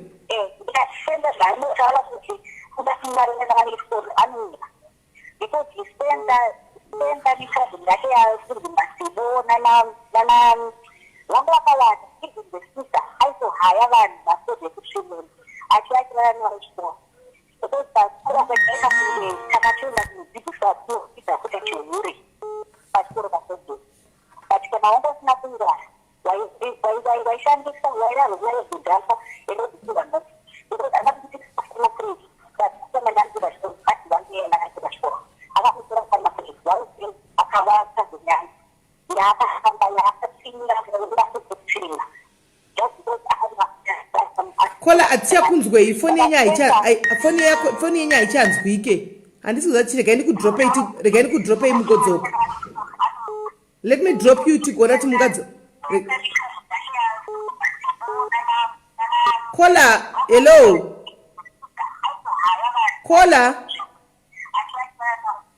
handisi haasi kunzwika kola haasi kutombonzwika zvachose hatisi kumunzwa regai tiite kuti afone futi mira tione vanhu vacho vari kufona vakawandisa so now kuti tichaona kuti nyaya yaSpencer uyo yakatozviomerawo zvayo nyaya yaSpencer uyo alright kola hello Smelly, hi, how are you? Good, and how are you? Ndima mangu mabvira unifonera pane namba yandochance kuti apa live apa. Aiwa, inini ndatongopinda manje manje. All right, okay. My name is Alice Ndakadzidza pa Salisbury. Was there over 1993. And all these stories are not new. Because I was there. I'm sure I've been making some comments. Spencer is my age. He's 41 now. Spencer is my age, but Nyaya is like everyone has said before. Nyaya is Zakatanga kubva kuna baba vacho. Inini I was there. Baba vacho ndovangwari head. Ndakazobva zvangu a bit late, a bit early. Because vai vangu pavakauya vakaona situation yacho isingaite and all that. You know, taigezera pasina pekugezera vasikana taigezera panze paive nerudombo, so the big stone like where, you know, pa next door dormitory rema girls. That's where we would go kunogezera ipapo, and that's the route yaipfuura neboys, and the baba vacho would like go kunotora boys vachienda kunomhanya. and vaipfuura neipapo paringe pachigezera vasikana, you know, and all that. So yes, ini ndiri kungofona ndikonfirme kuti zvese zviri kutaurwa izvi, it's all true. We've been hearing of all this, and I don't know if the head boy is still hearing me. If possible, please, can you save my number and pass it on to him? Kutandi Edemo group Momo as well, because Spencer also probably knows me. Okay, Rambori Ponditori screenshot here Ngikiri ye uyu yako ye number yako so that I can give it to them. All right. Okay, yes. Thank you very much, Kola, for confirming the gate. Thank you very much. Thanks a lot. All right. Okay. Right. Guys, it is as if and this is a number pakola number ani van vese aba badoba kura. Guys, they are saying the same thing. Kungave kuvenga munere kana chinga vechi tingati kuvenga ere kana tingati kudi. They are all saying the same thing. Because it's unusual even for kuti munhu wechirume chero angave mwana afure neparugeza even mwana wake tongoti let's say ane 14 years ofura nepamberi ipapo pevana saka baba ava ina handisi kuzviziva weni. Amen. Gaitinzwe vamwa. Kola hello. Yes, Kola. Chisimelo nyaya yechipoko yataurwa naheadboy ka handinoirememba zvikuru zvisingaite takarohwa zvisingaite pabuda chipoko. Nyaya yandida kutaura ndeyekuti Spencer nababa wake vanofanira vanga vakaita something nechikoro vaita kaudani nevana vechikoro mafomu 1 and I think and po pachikoro pacho ana bhanda vangari, I'm sorry to say this, I'm not trying to insult anyone, but yenga iri lineage yekumalawi vangari ana mabhanda ekumalawi and pachikoro pavamba necompound engunzi komboni yaigara the Malawi of origin vaita zvezvigure ivo vana vemukomboni iyo vaisenzera pafamu, it was a farmer. Saka pafamu ipapo paitwa zvechigure vaitozviziva vaialawa zvigure ivo nemukomboni vaimhanyisa vanhu vachirova vanhu kana vakatanga kuita zvechigure izvozvo vachirova even mastudents dzinguva vaitomhanya vaiti tichifamba kudzoka kuti tipinde kuchikoro handiti tabva kumba takatakura matrank edu vakatanga zvigure izvozvo vaitimhanyisa vakudhurova zvekudhurova but hediye nabhanda vanga vasingambokomplaina vanga vasingambotaura anything taingorohwa. Saka I believe kuti there is something zvazviri related nekuti vanhu avaita kana zvemushonga chaizvo kuti varave navana because chipoko ichi chiri kutaurwa naheadboy takachiona kuboys town takarohwa zvimwe zvisingaite chipoko icho changiri white chakatapa kufamba vachangodisappear from me. Chikoro chese chakamhanya kuti astray chikoro because handisavamboona zvakadaro zvangotaurwa naheadboys chohwani. And then umwe ataura hanzi baba Vanessa the same thing vanga mukoma waSpencer because baba waSpencer vanga nevakadzi vakawanda vakaita vanhu saka baba mukoma waSpencer ainzi baba Vanessa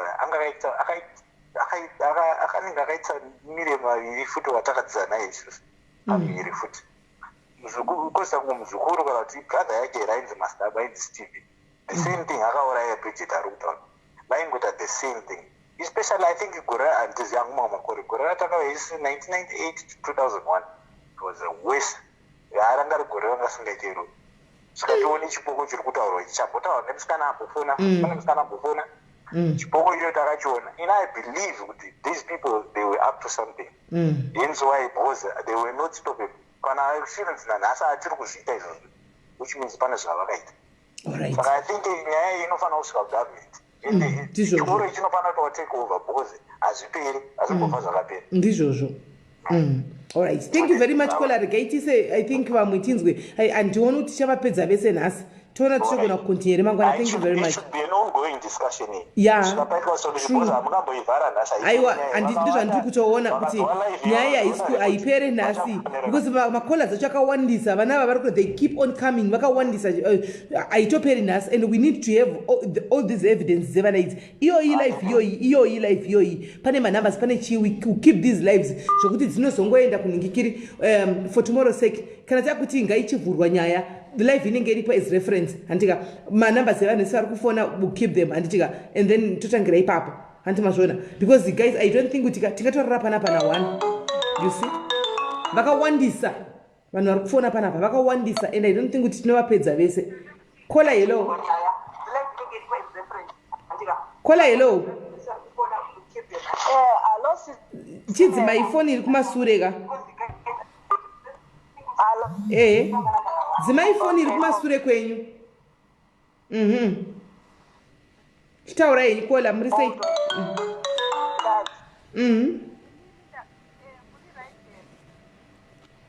Ini nangu ndakadzidzapo 98.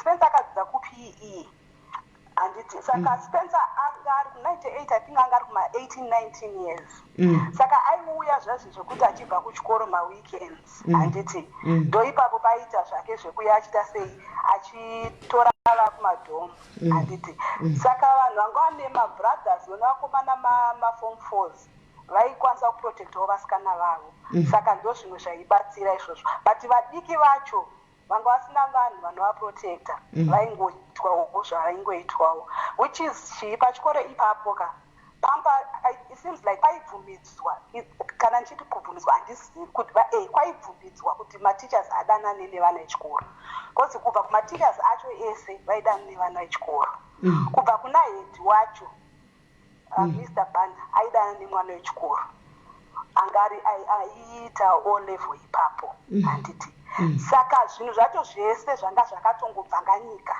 saka mateachers aitongotorawo advantage of of that place hapana because papasina law because isusu sevana unenge uchifunga kuti youare protected waenda kuchikoro but papasina protection at all saka mateachers aingotorawo advantage yekuti sezvo head ari kudana nemwana wechikoro handiti vaingouyawo vachiita se vachingonyengawo vana vechikoro saka for them anga sina basa vamwe vanhu vakatomitiswa pachikoro ipapo vatinotoziva handidedi kutaura nemazita vakamitiswa vari maform 3 vakatadza kutopedza chikoro but kuzimbabwe nenyati I don't know maparents edu isusu kuti vainyazofungei waona vaisaripota all these cases at all ende vana vacho vakawanda vakamitiswa but hapana patakabvunzwa kunzi hedi vakasungwa hapana patakabvunzwa kunzi zvoni iye Spencer wacho yakasungwa mukadzi wake wakugara naye right now angari student taitogara naye taitogara naye mumadhomu edu mukadzi wake muzwa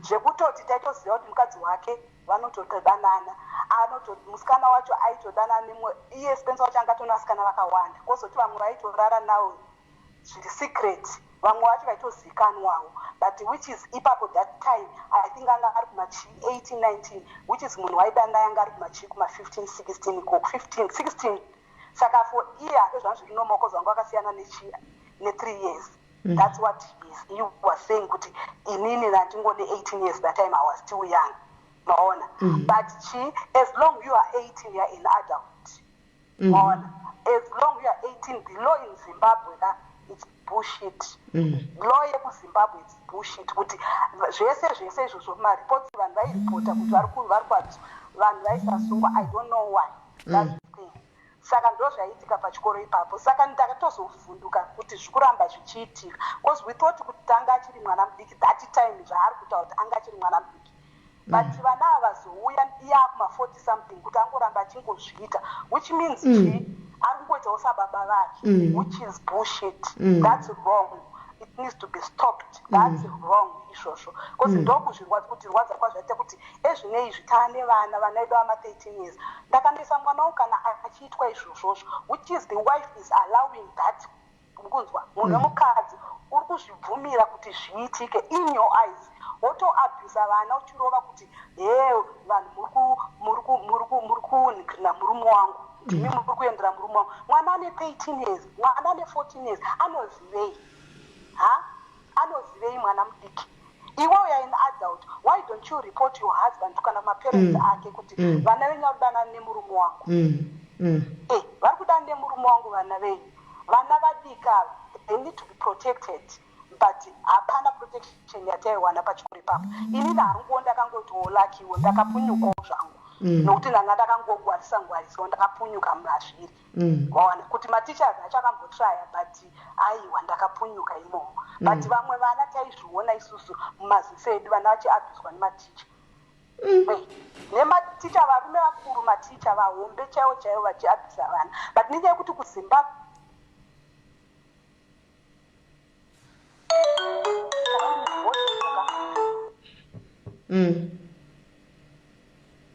dzinguka handiti zvatopfuura zvakadaro ikoko ndokwaunonobatwa ikoko. All right. It was bad. In time yacho, my time it was bad. And kuzozvinzwa futi kuti ezvinezvi zvichikuramba zvichiitika ka, I was like, what is this? Taifunga kuti pamwe zvakapera time iyoyo mateachers achiabvisa vana, but kana zviri kuramba zvichidaro it needs to be stopped. All right, thank you very much, caller. Thank you, Regaiti Seva Mutin's time yedu plus. I think we are going to have part 2 of this story. I don't think uti story inopera nasi, guys. I think we are going to have part 2 of this story. Tichimbo itamba futi ku background. Neomwe tiri kuitamba navo, but tiri kubari kutibatsira kuti tione.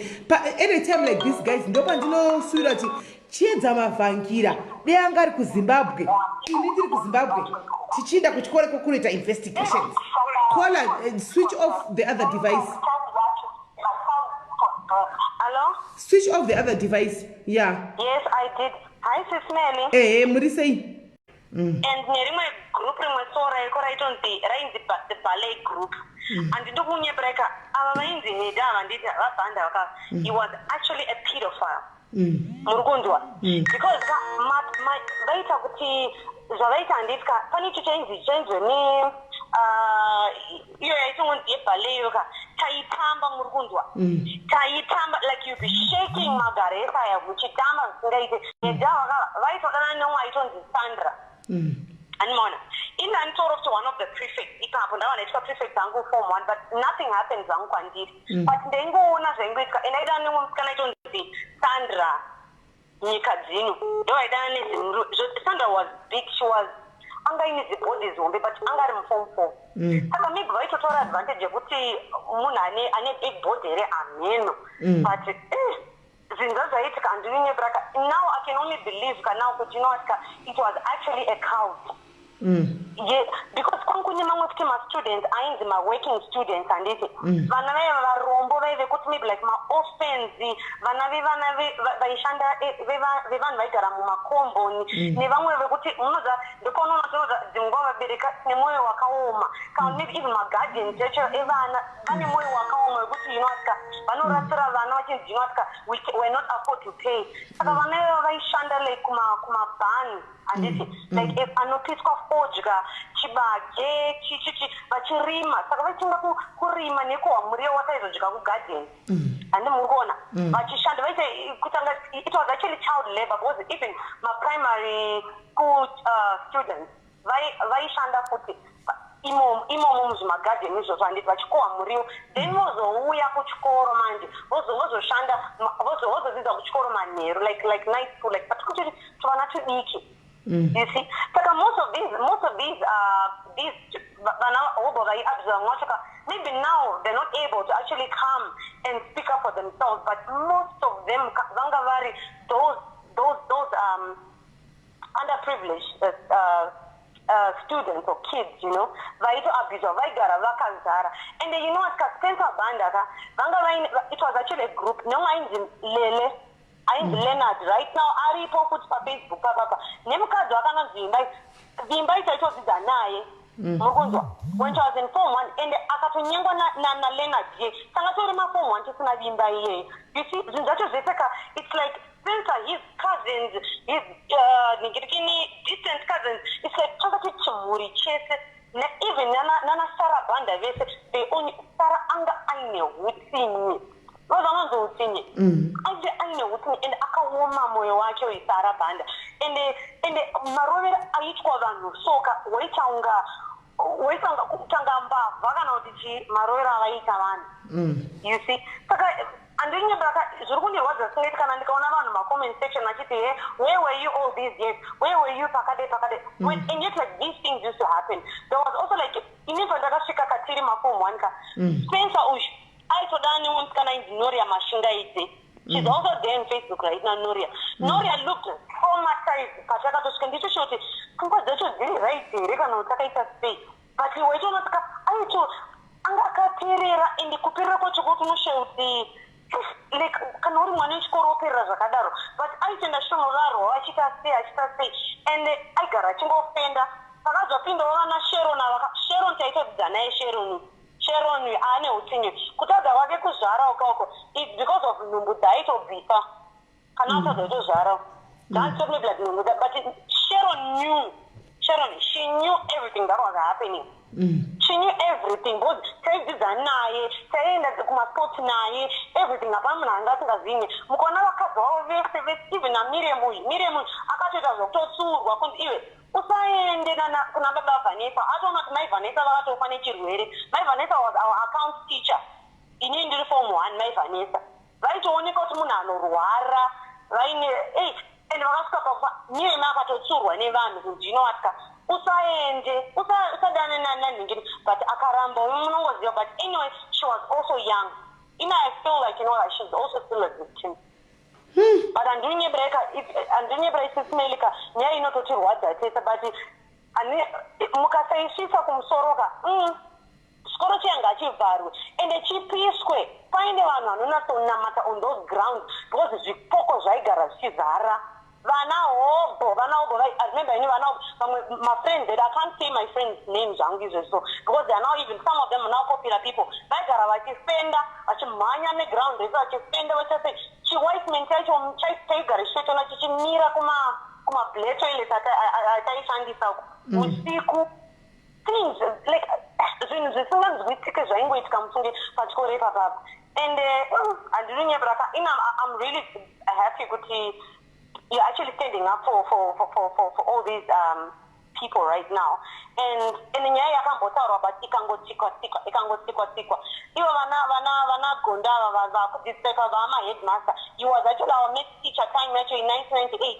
and utsinye wese vaidzidzisa zvese vanhu vava it seems like vanotorecruita vanhu vane mwoyo yakafanana navo another teacher kuti aitonzi Kachomba aitodzidzisa ipapo futi anga akadaro as well and anga ine utsinye zvisingaite even izvo zvekuendeswa maamenoti contract rip rekuzambia rakaendeswa kuzambia iroro handizoti vakarowana sei kana chii but it seems like every year pesaka we all had to go kuzambia you see saka ini ndonanga zvinhu zvacho zvechokwadi zvatongotaurwa many people right now university antitesa mastudents avo zvinhu zvechokwadi zvinhu zvakaitika taura chokwadi and Spencer is really and even Sharon is also accountable. We also had Sharon accountable for all these things and keeping all because Sharon knew alimukona and most of them goes nezvika zvacho kana mukadzi ainitiate kunzamwari ndo zvinoita kuti tiite mari panapa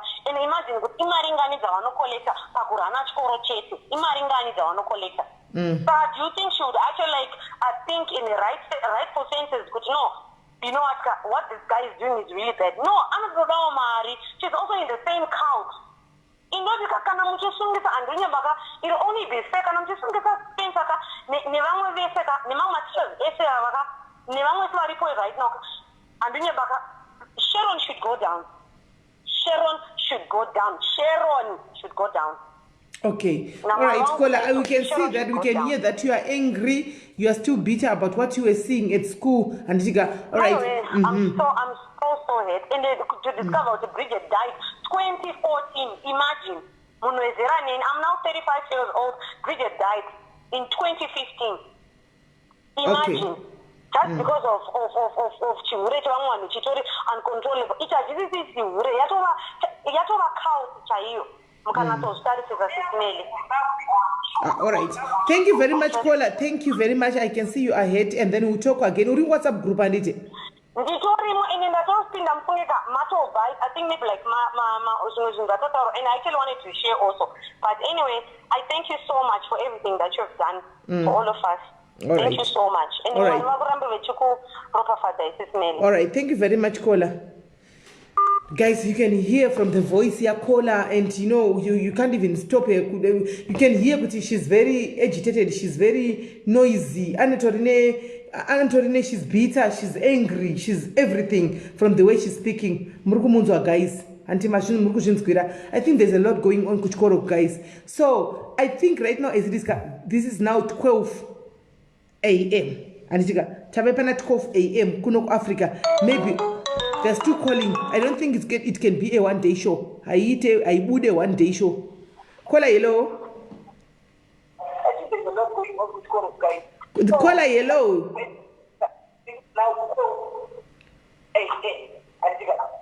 Caller, hello. Hello. Zimaika phone iri kumasure kwenyu. Alright, ndadzima.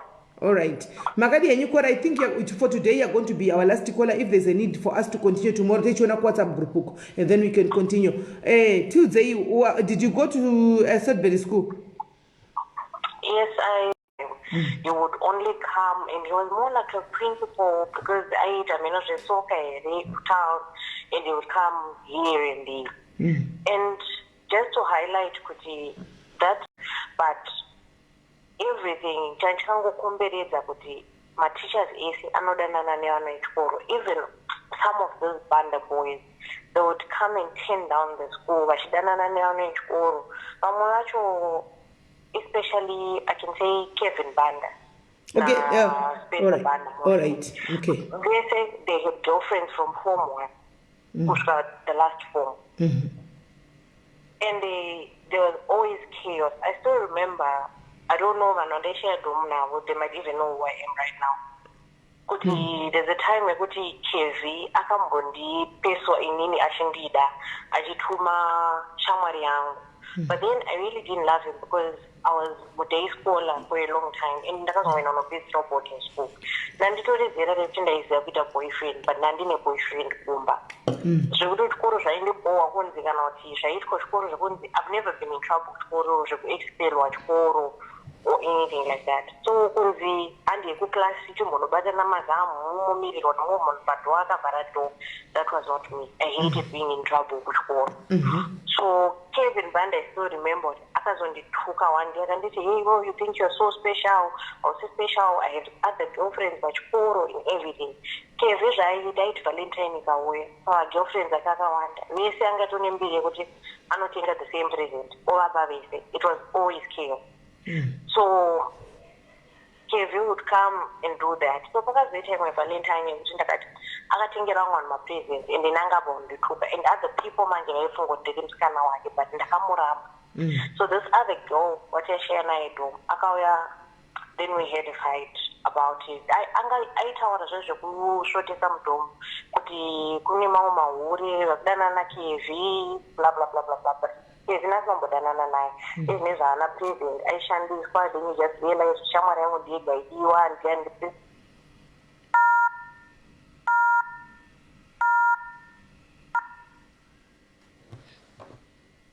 Caller, hello.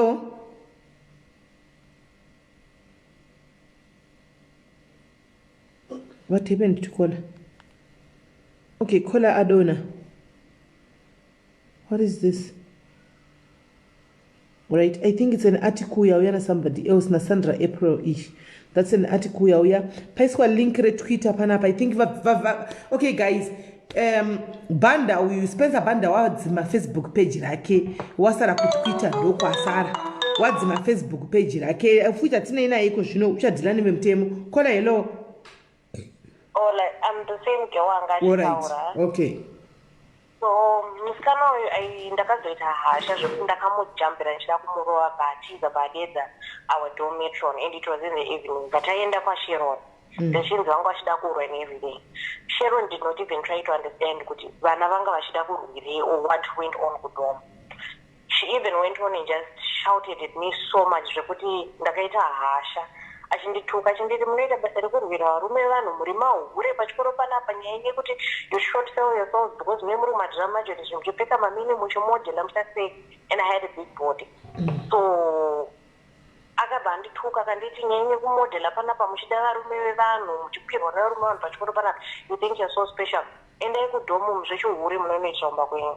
So after such a conversation I knew kuti going kwamem is never a solution. Whatever goes on pachikoro auende kuna mem because she would never listen to the story. Come Spencer Banda pandakabhadhara school fees ndichienda kuchikoro vanotengesa like ma sports uniforms ndakanzi hakuna size kuoffice vamwe vese vaiti vakapiwa mauniforms avo vaiende ikoko. So this at the time pakazozipaya mauniform kune size in Spencer Banda pandedza kuma6 but every other children amwe nomadoko. But musi woyo ndakaenda neshamwari yangu ataishiya naye pandaenda akanditi ndobva andidedza zvikanzi uya muno pane kaincident ipapo nguva yakakamboitwa mukadisciplinary office but kanga kugara mauniforms evanhu evo ndobva andidedza banditi auya kuno mauya muri uniform yako mega mabuda sezidomba nangota ndaudza matron kuti nditibude tiri tuboza angachida kundiperekedza kuti ndoyozotora uniform. I was so disappointed but he tried pinning me but at the same time ndandakatsvagirwa nzvimbo nehama yangu yakambodzidza ipapo and he was kind of scared also. He didn't know kuti ndichareacta sei and anga ari scared ndichaudza hama yangu iyoyo but atrai kundipinda zvika next time if I call you here auye nemunhu kuno. And my friend knew everything and she saw everything. So every time I was called unaware of stuff, he called me a couple of times but I've always went to someone.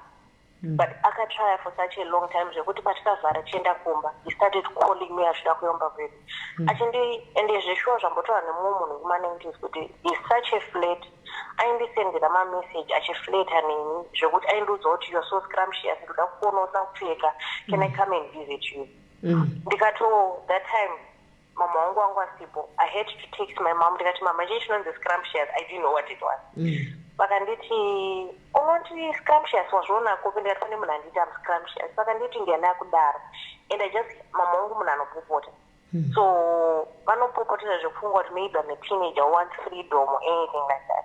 So vakangondiudza scrumptious zvinoreve and I had to lie kuti ndiyana andidaro. So I lied kuti ndiyana ndidaro but for a long time akaramba achingodzoka kuchikoro achiramba achida kunditaura neni side and everything but I've always went to my friend zvekuti akatombotraya kuyamba kuti shamwari yangu yekuchikoro angauye kulipovhaumba kwedu painditextira zvekuda kuva neshamwari yangu tikati let's ignore this person because anogona kutoita anything. And I've seen a lot of people I went to school with that very same time vaidanana naKevi vainyengwa naKevi vakapinzwa in cases naKevi. Even our time Kevi angatone midofrend ekehombe mustream yekuti akasvika pakuzera mumwana remover cream vana vakangopiwa punishment, no one was expelled or anything. Those are the things that happen pachikoro ipapo and us not telling anyone. Uchiti ukaenda kuna Sharon anokutuka zvekudaro you don't have anyone to tell. So obviously parent yako ikawa chikoro aina zvainoudzwa kana teacher vachivharidzira kudaro. So Sharon munhu anga akachena maita kunge munhu akapanda shirimo ende aitotyisa vese kubva kunana segondo zvekurohwa zvekutaura zvavanoita it's like vakabatana vanoziva zvinoitika under their own school. So these things happen and I'm so worried kuti I've seen a lot of people who I know kuti vakapindana through the same situation vangoripo palive vakanyarara. I don't know if they're scared or anything but I hope vanava vanoita come out through because since I have tried a lot of girls vanokumba kwavo vakomana they did everything they wanted nhano yechikoro and even vanhu vese vanoshanda kumakitchen everything they can see all those things happening. So bheka chii chikoro chihombe chikoro chidiki zvisingaiti zvekuti even mametrons dzimwe nguva vanenge vachiziva zvinenge zvichiitika but no one does anything about it. Right. So, No, anyway, thank you for sharing your story with us. I think tomorrow we are going to have party to Tingo Ipedza. Mangwana, I can see also the same marvelous Mtlaganya. We are panapa tomorrow. I think I will talk to you WhatsApp Mangwana so that when we start pano, by stream, I don't know if she can be able to stream it because Simba just stream Zim I Vuko stream Zim because we need to alert my parents, guys. Kuti va taure never nababo, bands kisise vanababo kuti. Apa tinga taure, do tinga shora, tinga seka, tinga say, guys. Go back to Masure. Kana uri form 1, uri form 2, uri form 3. Unenge sabenzwisisi kuti what is going on chichiri kuitika kachinji kacho. Unenge uchitofunga kuti zviri mu fashion handimona kudanana nemkomana. Unenge uchitofunga kuti maybe teacher akati uya kuno ndikudai ndidai ndo zvinoitwa. Unenge usina chaunoziva kachinji kachona handimona. Kana uri zera iroro unenge uchitofunga kuti ningaronana nemwana wa head wepachikoro saka ini ndikasadanana naye uya achapasiwa pfungwa amene zvadzinongoita so kune munozviziva guys amene zvinongoitika hanomaona unenge uchitofatira kuti ndinoda kutokwana even though ukasa unochitogona kutozvida kunozvitsikidzira mumamonya imomo kuti neniwo kuti pamwe ndichapuwa mafavors ndichapasiswa ndichapuwa mari yemastock sweets kana chi guys izvi munozviziva takabva neko tese tinozviziva guys, takabva neko tese, we all know this what you're talking about handitika. But now I believe, because look at it right now, with Tazeta more than 10 callers, more than 10 if not 15, Vakuta the same thing guys. I don't think it's a case of hatred, Panap. I don't think it's a case of hatred, but it's something, and zvitu zvakatombo reportwa akamboti ndei koti zvikangopera handitika. Pane mwana wechikoro mwakatonzi akafa ipapapa handitika. Pane kesi iyoyi yekuti vana vairarwa navo mavadzi vachiconfess handitika, and they are willing to come out though vave vakadzi vati kureiko zvino handiti. Pane kesi ezvinhu zvakawanda zvimwe zvekuti kune zvimwe zvisiri tangible hazvo sezvemagosti izvi handimaona zvekuti zvaonetsa kupruva handimaona. But nyaya yerepi vedu way, imagine ka mwana wako sendopopota ndopenga haangambouyi mwana achida kutuzambotondudza anenge achiti tindibodzondo zvandaitiwa bheta ningonyarara handimaona, nokuti nine musikawa aitiwa nevana indorova kana mwana akaita musikawa handimazvona. Saka it's very possible kuti isusu kuzimbabwe corporal punishment iriko tinorovana tiri kudisciplina mwana anogona kutya kukuudza mubereki kuti ndo zviri kuitika izvi handimaona, anogona kutotya kuti ndo zviri kuitika izvi handimaona. So vabereki vane chikoro ichi guys, let's spread the word. Kana uchitorawo live inoshiya papeji pako share it. Vabereki vese chikoro sezvavhurwa vachiri palockdown, mubereki adecide kuti anozotora here mwana wake kudzosera back pachikoro ichi, kana kuti hakuna vaone zvokuita plan nguva ichiripo. It's never too late kuti vabereki izvozvi vakaona nyaya idzizi. Share the life guys, share it. Kwese iresai life igare iripo, vabereki vakwanisa kutaura nevana vavo kana zvichiri kuitika. This needs to be stopped handika by vabereki vabvise vana vavo pachikoro apo. And chikoro chacho chinoita $580 per term. Chikoro ichi, just imagine, it's an expensive school handika. It's an expensive school kuti mwana wako aende kunorepiwa ikoko handimaona nemukuru waticha. And I remember kuti matichers anotinga kutotawo advantage nokuti achiona mukuru wechikoro achirara nevana. Imagine ticha angasimudza musoro tichi akataura kuti kudii ticha hapana zvaangataura, nokuti akadati azvitaure anogona kudzingwa basa. Moziva basa rekuzimbabwe basa kuti hariwanikwi nochinhu zvamunoziva handimaona, basa hariwanikwi. Saka anongototi ticha vari kudlawo headmaster kudlawo nekuside, ndikandidlawo vana vechikoro nekuside achidla mwana wake. I wonder how this Spencer is feeling right now. Achiona vanhu vese vachibuda vachitaura handika kana iri kautika mishonga chiyabhuruva raka ende yangobhuruva at the same time handimaona. I have another call that I was supposed to have called because what I've discovered magroups aya maviri, pane 2 groups apa, because pane vamwe vandivinga vaona posti kumvenge nepano kocha vandipinza mugrupu ravo mandanga ndiri. Saka kune vaona posti vari kuti vazonditi ndamuti grupu iwoko wabva kupi, akandipawo link yerimwe grupu harisiri riro randanga ndiri hanoona. Saka magroups aitu ende vese vakutora the same thing handika. I think uyu anotori ma2000 apa because mudiki ma2005 6 samwe ipadhuze ipapa hanoona. Ende kuri kunzi last month uyu anga necase kukoti Spencer uyu statutory rape. Statutory rape iyi not knowing kuti mwana wepachikoro here kana kuti mwana wekupi. So guys, look, tasai mwana kuti it's a circle, it keeps going on and on and on, and tichingosekerera handimaona. Vabereki vachingonyarara, vana vachingorepiwa kuchikoro handi. We have had more than 15 vana vava vachitaura pano vakabayiwa vamwe nemaumbrella kuzasi, vamwe vakarepiwa nemukuru wechikoro uchu handika. So this school guys, it needs to be investigated, it needs to shut down handika. And vabereki vane chikoro ichi vari vane vana vari pachikoro ichi kaichi ngavabvise vana vavo. Share live video vana nemagroups ese, share live. Tadzo une kugroup kwako, can you please share this live kugroup kwako handika. Vana vabereki vamwe havasi kuzviziva vachaona vanogona kusangana zvasi kwatiri kuno kwasi vari kwauri vasangana zvo chikoro ichi kaichi chitori kauta chisi chikoro. Ticha uri kuita basa headmaster ari kuita basa rekuchinjasa vana pachikoro achirana nevana vechikoro handimaona. I don't know kuti ndezvei, but anyway he was here, the owner of the school was here, but mazvikonzera ndaramba kutaura naye ndamuti nini live ichaitwa kuzimu ai kwasimba. Handi imi munoziva Simba, live ichaitwa kuzimu ai kwasimba handitika. Kana yaitwa kuzimu ai kwasimba, Simba ndio uchapedzerana naye. Isitenge tiriko guys, we all go there kuzimu ai handitika. Chaida kuzimu ai tose Simba chipedzerana nechi nemuridzo wechikoro uchu. Pano ndatini nimuzvinzwire vana ava vose vakabatwa vachitaura antimazvora vana vachitaura.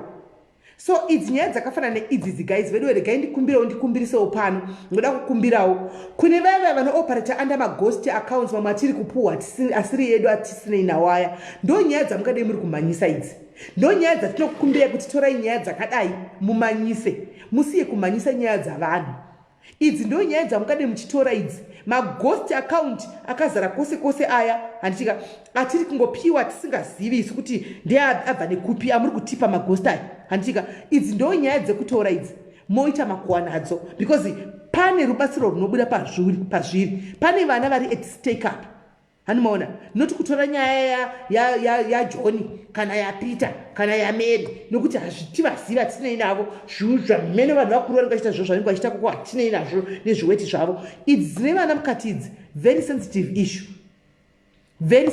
issue so guys I will let you know mangwana chitaura naSimba andichika noziva kuti Simba ari kutanga live nguvai aine munhu wechikoro ushu but kune page riri kunzi rasara richiri active refacebook rabviswa kwasara rekutwitter ndo richiriko Lloyd Kariwo I can see you Lloyd Kariwo please undibatawo kuwhatsapp kumessage kuinbox kwangu Lloyd Kariwo mupurisa wedu anobata nyaya dziviri bho zvekuti undibatewo nokuti hatingasekereri vana vachingonorepiwa kuzvikoroku nematicha ende Lloyd wangatirasisi kuti munobraibiwa kuti aiwa tidi izvozvo handitika hatisi kuda izvozvo tikuda kuti nyaya yeso kutongwa nemazvo handitika Brem Mupa, first time to see you here. How are you, my sister? Brem Mupa, how are you, my sister? Right. Saka guys, ndo nyaya dzafanwa kuti dzivambiswe idzi. The school is in Sudbury school. Hanzi 45 kilometers or something, which in Anti Darwin from Harare. Sisima Velas,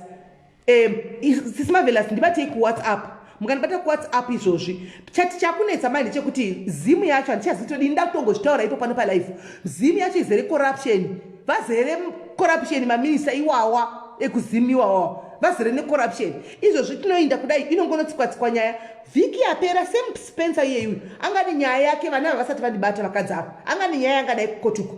Handitika ndasenda mapisha sachitori mumasouth so kana maona handimazviona vane corruption vava vanhu ivava vegovernment ivava handimaona saka nyika yacho inonaka sei kuyanzi chiri kubhangeti nyika yacho inonaka sei kana imimi vanhu vegovernment muchiita corruption yakafanana neiyoyi corruption is too much is too high you are supposed to be protecting vana andichika you're supposed to be protecting vana because wako mwana iwo wamendesa animanza kuti kwai mwana uyu aita zvisizvo aidza Prince Edward ndokwaidzidza asaiuya kuzoganga kuchikoro chababa vake asati aita take over chikoro chababa vake kuzosvika achite take over baba vashaika chikazota chake hanimaona achingovata nevana vechikoro ipapo hantimazviona so ene chikoro ichi vana vaigona kushandira school fees ipapo vachidza ipapo kana usina uchibva kufamily iri poor handimaona saka our government what are you doing to protect them? Are you investigating my schools? Aya. It's not the first time this Sudbury school has been, trending all for the wrong reasons. Even I want to challenge the government right now. I know that you are here and you are watching. Star FM, I know that you are here. No doubt about that. Have you ever tried to investigate? Because muma wenyu, munoshana Spencer Banda, antika, ari sports presenter. Makambo zviti investigate where kuti zviri say. Because if we don't say it, kana pachingo kuchkai, and makavoterwa nesu. Muripo nekuda kwedu. You are there pachigara to save us. Antika, you are there to save us. But if you are failing to protect now us and to protect the kids now, then you should be useless. Then you are useless. Pafeya. You are useless. Murukufaila vana. Because whenever they are going to most expensive schools whereby munenge munana muchinda kunocheka kuti kunena Peter Ose mwana wangu ari say achididi every time. What about vananenge dza kuchikoro zvakaita sezvizvi vanochekwa nani? Who is checking them? Minister we education.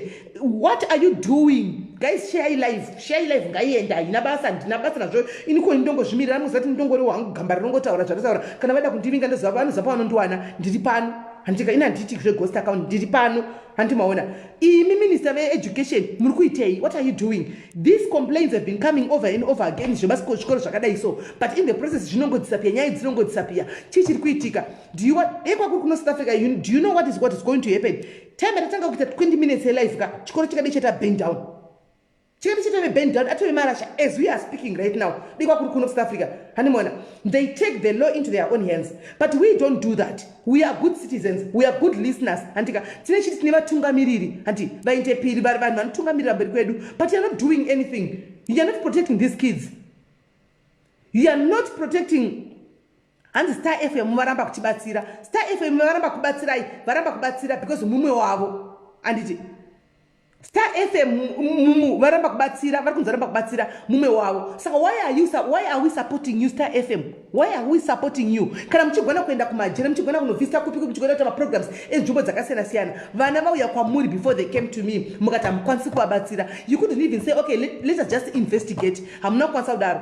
Kuti regai investigate yenyu zvozoramba mambobvumawo nyaya yacho at least, but we are always here following you and supporting you. You are failing us as you know vana veZimbabwe. Ina nditomboni zvizvo kunzwa ighost ati musanyeperana ndicho zveghost account ndicho zvindikutotevataurira pano vachinzwa ivo vakuru venyika vakanitarisa kudai so kuti iye mukadzi wokushatawo ndiyo yakutaura kudai so. What are you doing? Muri kutifeila. You are failing us and you expect hanzi nyika inake. You expect us to kumusha kuzovhota tovhotera chi because they are failing vana. Mungazochigonera isusu, mungazogonera isusu kana imimi vakuru venyika muchidheta vana vechikoro, muchiedza kuprotecta vana vechikoro. Toya kuzovhoterei zvakafanana. Hanzi Tilda Moyo ati I can't help you sezvo ndakashanda naSpencer. There you go, guys. This is the comment. Let me pin the comment. There is the comment. Ndaipinai. Saka tivana vanobatsirwa nani? Vana vanobatsirwa nani? Who is going to protect vana kuchikoro?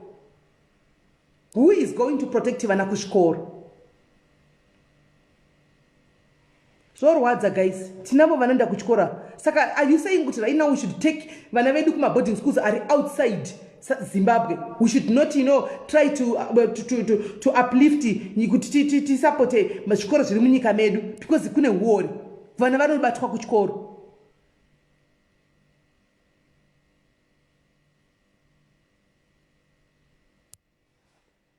This is not correct, guys. This is not correct, guys. This is not correct. This is not correct.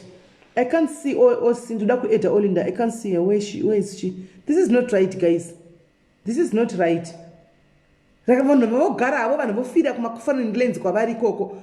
Andichika vanhu vofira kuma foreign lands because hamuna chamunokwanisa kuti mutiitirewo muitire vana not kuitira isusu. At least vana vari vulnerable avo. Vana vadiki ndikutsvaka kutsvaga OC kuti ari papi. Vana vadiki ava. Vana vadiki, not us. But vana, you got kids as well. You've got kids as well. Munavo vana as well. You have kids as well. Imi vanhu vakuru vekuZimbabwe, imi ministers acho kuZimbabwe imi. Munavo vana. But government, you don't have to do this. Mukaona takutaura usati tikuza mutotizivi because tiri vana wanga vana kamba. But mukaona takutaura kudai soka, this is not correct. Pafeya, this is not correct. Minister of Education, do something. Pane vana pa who are at stake. Pane life yevana iri panjoza. Right now, if mukatumira vanhu kuenda kuno investigate, you might find shocking things. Kuchikoro ikoko. You might find shocking things, and they're not doing anything. So I didn't know kuti group iramboenda kwachite Tilda andika ku Star FM vakanza vakwanisi kuvabatsira. I didn't know. It's only now that I'm seeing the comments. It's only now that I'm seeing the comments. And this is we are not here to bring anybody down. But vakuru venyika Minister of Education kana makatarisa, please do something. Do something. Do something, Minister of Education. Who's calling me now, Paje? Olinda, you are calling me on a phone that I'm using on live, so I cannot answer you. You are calling me on a phone that I'm using, Olinda. It's a comment. I will see you. For phone, live. So the moment I receive your call, live, via stop. I'm so hard. It's so heartbreaking, guys. It's so heartbreaking. It's so. Before we even go to Tilda, guys, let's start in our Kuru, our government. before we even go kune Star FM yachona ngatichange government, this government, Minister of Education, Minister of Education, you should fall. Minister of Education, you should fall because they are failing to protect Ivana. But we can't have 15 kids vachora tairepiwa and you do nothing about it. The kids were talking umbrella kusasi. Spencer Banda was doing this. Last week he had another case, but apparently Spencer, where are we not seeing Spencer Banda behind the bus? Izo shitaka ona mwana wa justice wa judge vaya wokuuraya munhu wokupisa mukomana uya handisika nenyaya yeso phone akapuwa bail. Why granted bail? Tine vamwe vanhu vane mapeti cases masinato para mosha mwane mosha tsadza somenda kana kujeri vari kurambirwa bail right now. Vamwe vari kurambirwa bail right now. But vanhu vane nyaya cheche dzinenge dzichipisa havaende kujeri. Saka it's true what they say kuti ane mari ndiye mukuru ndiye boss. Ane mari ndiye boss.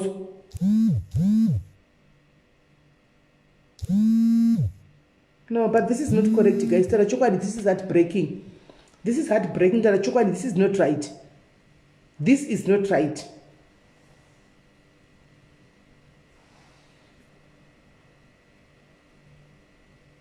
This is I don't know, guys, but anyway, guys, I cannot answer you because you are calling me on the phone that I'm using on live. Please do not stop calling on this phone. Do you live? Numbers are more phone idozo. Madairis ka let's tinevana and chirosna mwana but rumbereki. Osati uchagona kusvika ikoko. Andika uchazoita ovana. Ngatiite imusoro pamwe chete. I think mangwana will come back nepati 2 yevamwe vasina kutaura vaya kuti vataure because it seems as if another there are more than 50 kavaka vairi pana sine munhu anaspenza hapana hatrader. It's not easy kuti munhu auye pana pachitaura kuti ini ndakarepiwa. Mavanzwa vana vamwe vairepegwa kuseri kwematakshop, vamwe vairepegwa muchiofisi, vamwe vairepegwa padombo, vamwe vairepegwa pai mazvinzwira. It's not easy. And then tifanwa kungonyara totarisiramba tochika kusvika rini? Tinochika kusvika rini? Tochike.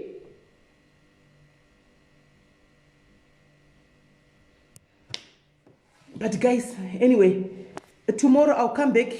Whenever ndinavo WhatsApp group, I'll try and add, vamwe vanhu andika iko kuningiki ku WhatsApp group kuti vapinde then tona Twitter uyu Olindo ndamwana. Amene tino add apa live. Add apana live button.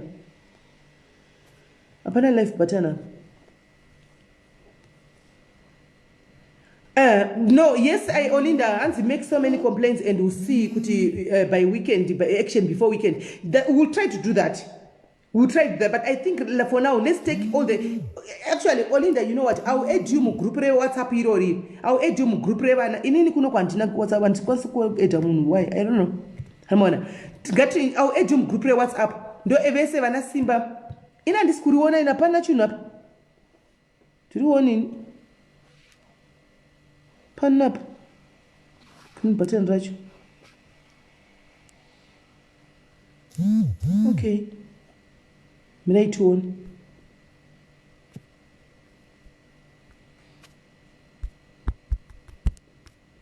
Minute.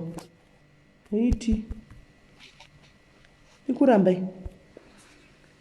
Maybe phone yangu needs to be inofango kuningira. So guys, this is what I'm gonna do. Kanichetanga nda edge vamwe vanhu vanenge vane tichetanga tanzu kune vamwe vanhu tutulaiza nava kudhara vaitononzwa kuti vari kuti chi antika and then kana isusu tese panapa pari kuzoda mavoice edu takawanda chaizvo panapa tinosvika kana takawandisa tobva taita voice rachona iroro kana kuri kuripota then toudzwa kuti toripota sei papi handimaona and then we start kuripota kwachona imimi muri kuona but I can't see it. Maybe phone yangu ndio inoda kuresetwa handiziye ndichatsvaga kuti zviri kuitwa papi because hanzi is Dr. Mutisi, Dr. Fungai Mutisi. But doctor, you are calling on the wrong number. Let me give you the number.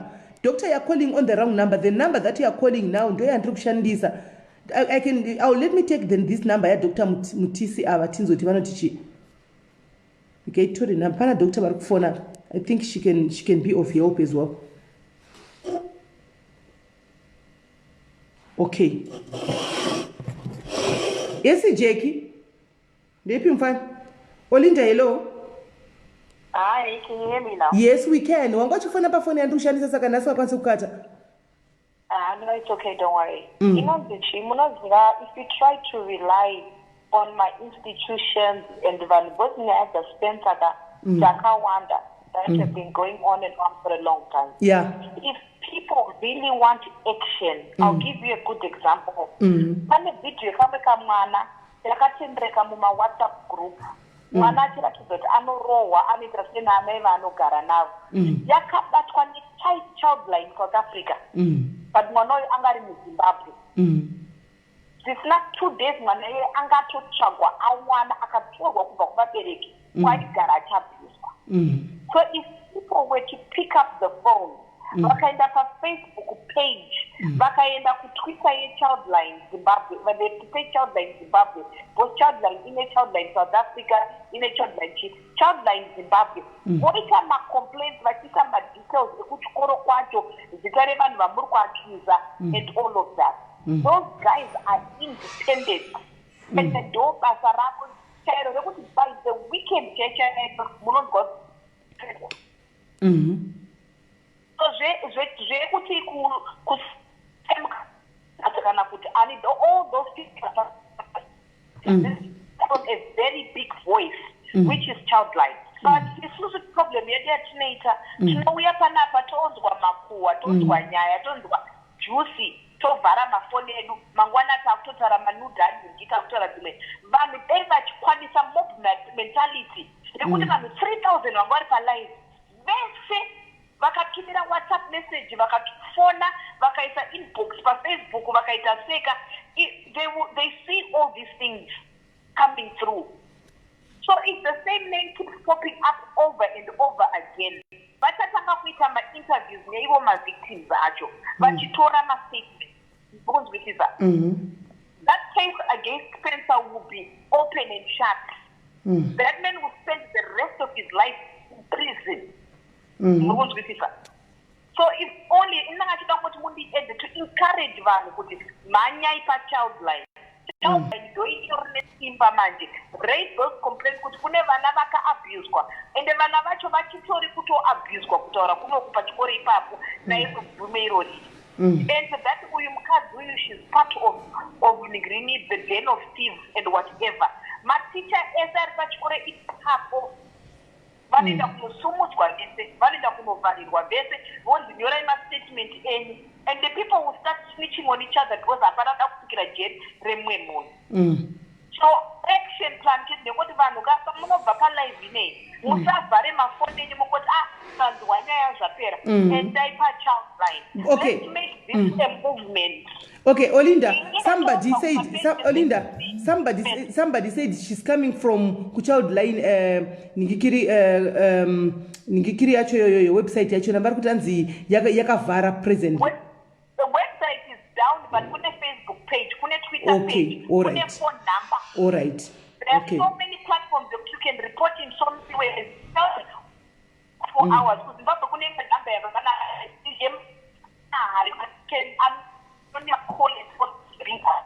vanoziva vanhu vakuzimbabwe manumbers wayo ariko. So teseka ngatiende kana tichinoita ini kana zvireva kuti nhasika unospera uchitumira kana 20 munhu akaisa 20 ake munhu akaisa 20 akaisa 20 ake because they just go as report. So that they get overwhelmed with this. Hazviperi kana 2 days kuchanzwa. All right. I think let's do that, Olinda. Can we a link your Facebook page, Iri, please, before we sleep? Mangwana, can you please give me the link? Mangwana makusend dokusend reference request kana sisimos and itika please visa one ukakwana vanhu 5000. Childline iriko. Wotipa link then toisa link pano apa. Toisa link pano apa tobva tango reporter ka1. Rekanimbo address anonzi Geu Mandisa Matema. Pina number yeChildline yandikuisa pasiyo. All right, inochi. Iyo number yandabva kuisa ipine at the bottom. Ahuna kuisa ka Olinda wafuna direct ka pana pasaka. Ndaisa kana simeni chimbomira maybe ichiri kukwira. Ndaisa so many times. All right, Miratoni. Childline, what childline iri independent, haizi government, haina mari dzevanhu, itori charity zvayo. They will investigate and they know how to deal with these issues. All So right. it comes from an independent source that is not affiliated with anyone. And the government will not have a choice but not to ignore that in Ngrini. Nyaya. Mabona kana zvireva tamuka takapfeka madhuku tigoita mavideo edu, we will make this go viral. What achatungokumbisa ndiyoti vanhu ngavasavhare mafoni vorara and leave it like that. It could have been any one of us tiri vanhu vechikadzi. It can be any ndanananda Ndizvozvo. mazwisisa. And eso tiri kudiaspora even west tinosiya vana vanenge vari kunzvimbo vachiita maboarding school atisingazive. Imagine the other schools, maybe they just because they're good at covering it, it doesn't mean it's not happening. So let's make this school an example. Yekuti teacher ngazive kuti kukotarisa mwana wedu zviri right chete ishauto yake. That's it. And it's got thanks in I'm coming off. All right, Olida, thank you very much. I'll add you WhatsApp group. Unyatsonzwa kunyaya dzecho dziriko dzinototyisa chaiko. But I'll add you to the WhatsApp group. Aiwa, tiripo ndo basa rediroro tiripo. All right, iripo, sharp. Right. Right. Girl, girl, again, girl, whatever, ndatokangana Mandisa or something. Girl Mandisa, I personally did not diss anything. Vana ava, vati vava ku Star FM. Handiti, the pina comment panapa. Handiti, vava ku Star FM. Vakanzi, we cannot help you. Indai ku police. Handika, vakawa phone that Tilda straight. From what they said in my comments, Vakatete Tilda told them, kuti, ndakashanda na Spencer, so I cannot help you. And in I never said anything about Tilda because Tilda Antori Mukadzi, Mudiki, and you know what, though Vane voice. I'm targeting the Minister of Education. The Minister of Education. I never said anything about Tilda. Right?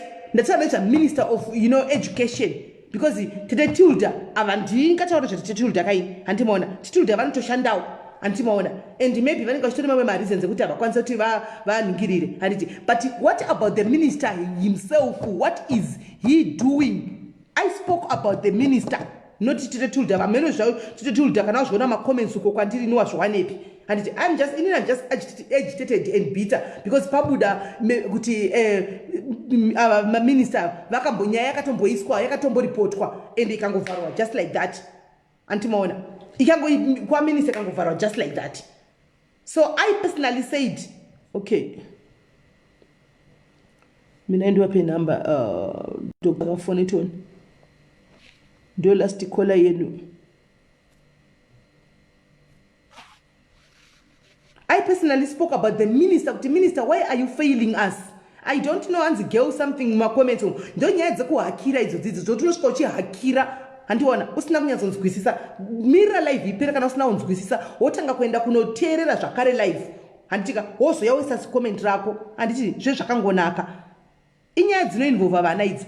Inini personally I said Minister of Education. Vana vedu vanenge vari kuzvikoro kwenyu. Saka vana tovaisa kuzvikoro zviri ku foreign lands here. Handitika imi tine zvikoro ku Zimbabwe just because you are not doing anything ku Zimbabwe.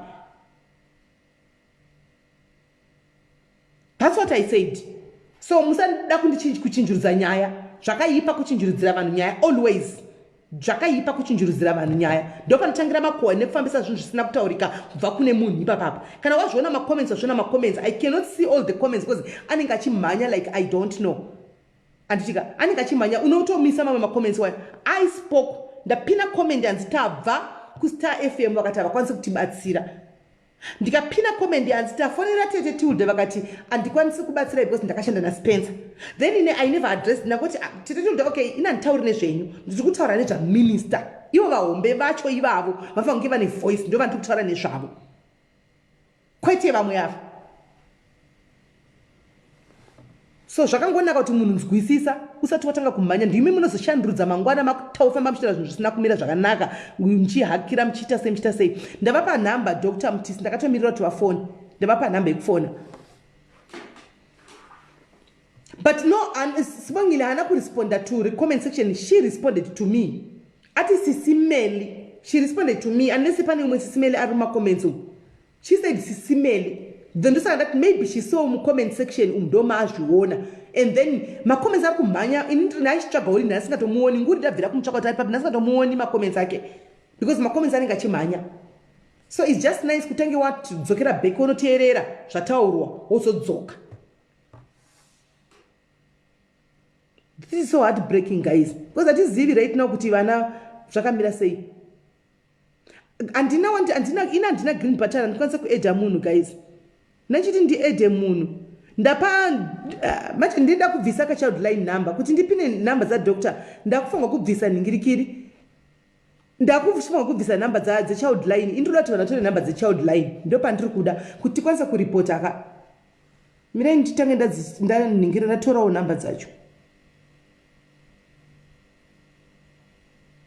Dunya itongoripo mira nditange ndatorawo number dzacho ndobva ndadzibvisa ndakupina number dzachona. Alright, Dr. Mutisa ndikungotora ivo ndo last caller wandiri kutora iko zvino izvi. She's the only last caller wandiri kutora. Kupina ndapina number idzo. Alright. Hi, number is South Africa one. Okay, let me just see. Hello? Hello? Hello? Hello? Yes? Hello? Yes? Sisimele. Sisimele, nyaya muri kutaura yakanaka usingaiti. I just want to say something very quickly, ne? Ndikumbira Sisimele kuti from now musanyanye kukurumidza kubvisa nyaya yerepi. Kune vakadzi vakawandisa who have been abused and the rapists got away with it. Nyaya yekusudbury yatobatsira usingaiti, and a lot of ladies they had related kune zviri kuitika. Kune marelatives, kune vanhu vakaabuswa vakarepwa nevanhu vari kutofamba vachifara izvozvi. That they need to try to tell people and vanhu vakati izvoni kunyepa, uri kunyeperwa. Sisimele, please mugomeka a post yekuti mubatsirewo vanhu vese. Vanhu vawanewo chance yekutaura kuti ndakarepwa. So people will vent out and get relief and feel free kubva mukurepwa kwavakaitwa. Please, Sisimele. No, it's fine. We are on it. I think let's make it another a topic for Friday. Tongo I'm suggesting for next time. Please, I beg you, Sisimele. I can. It will help a lot of people. A lot of ladies are bitter and broken. Marriages, they can't last because of what they experienced as growing up.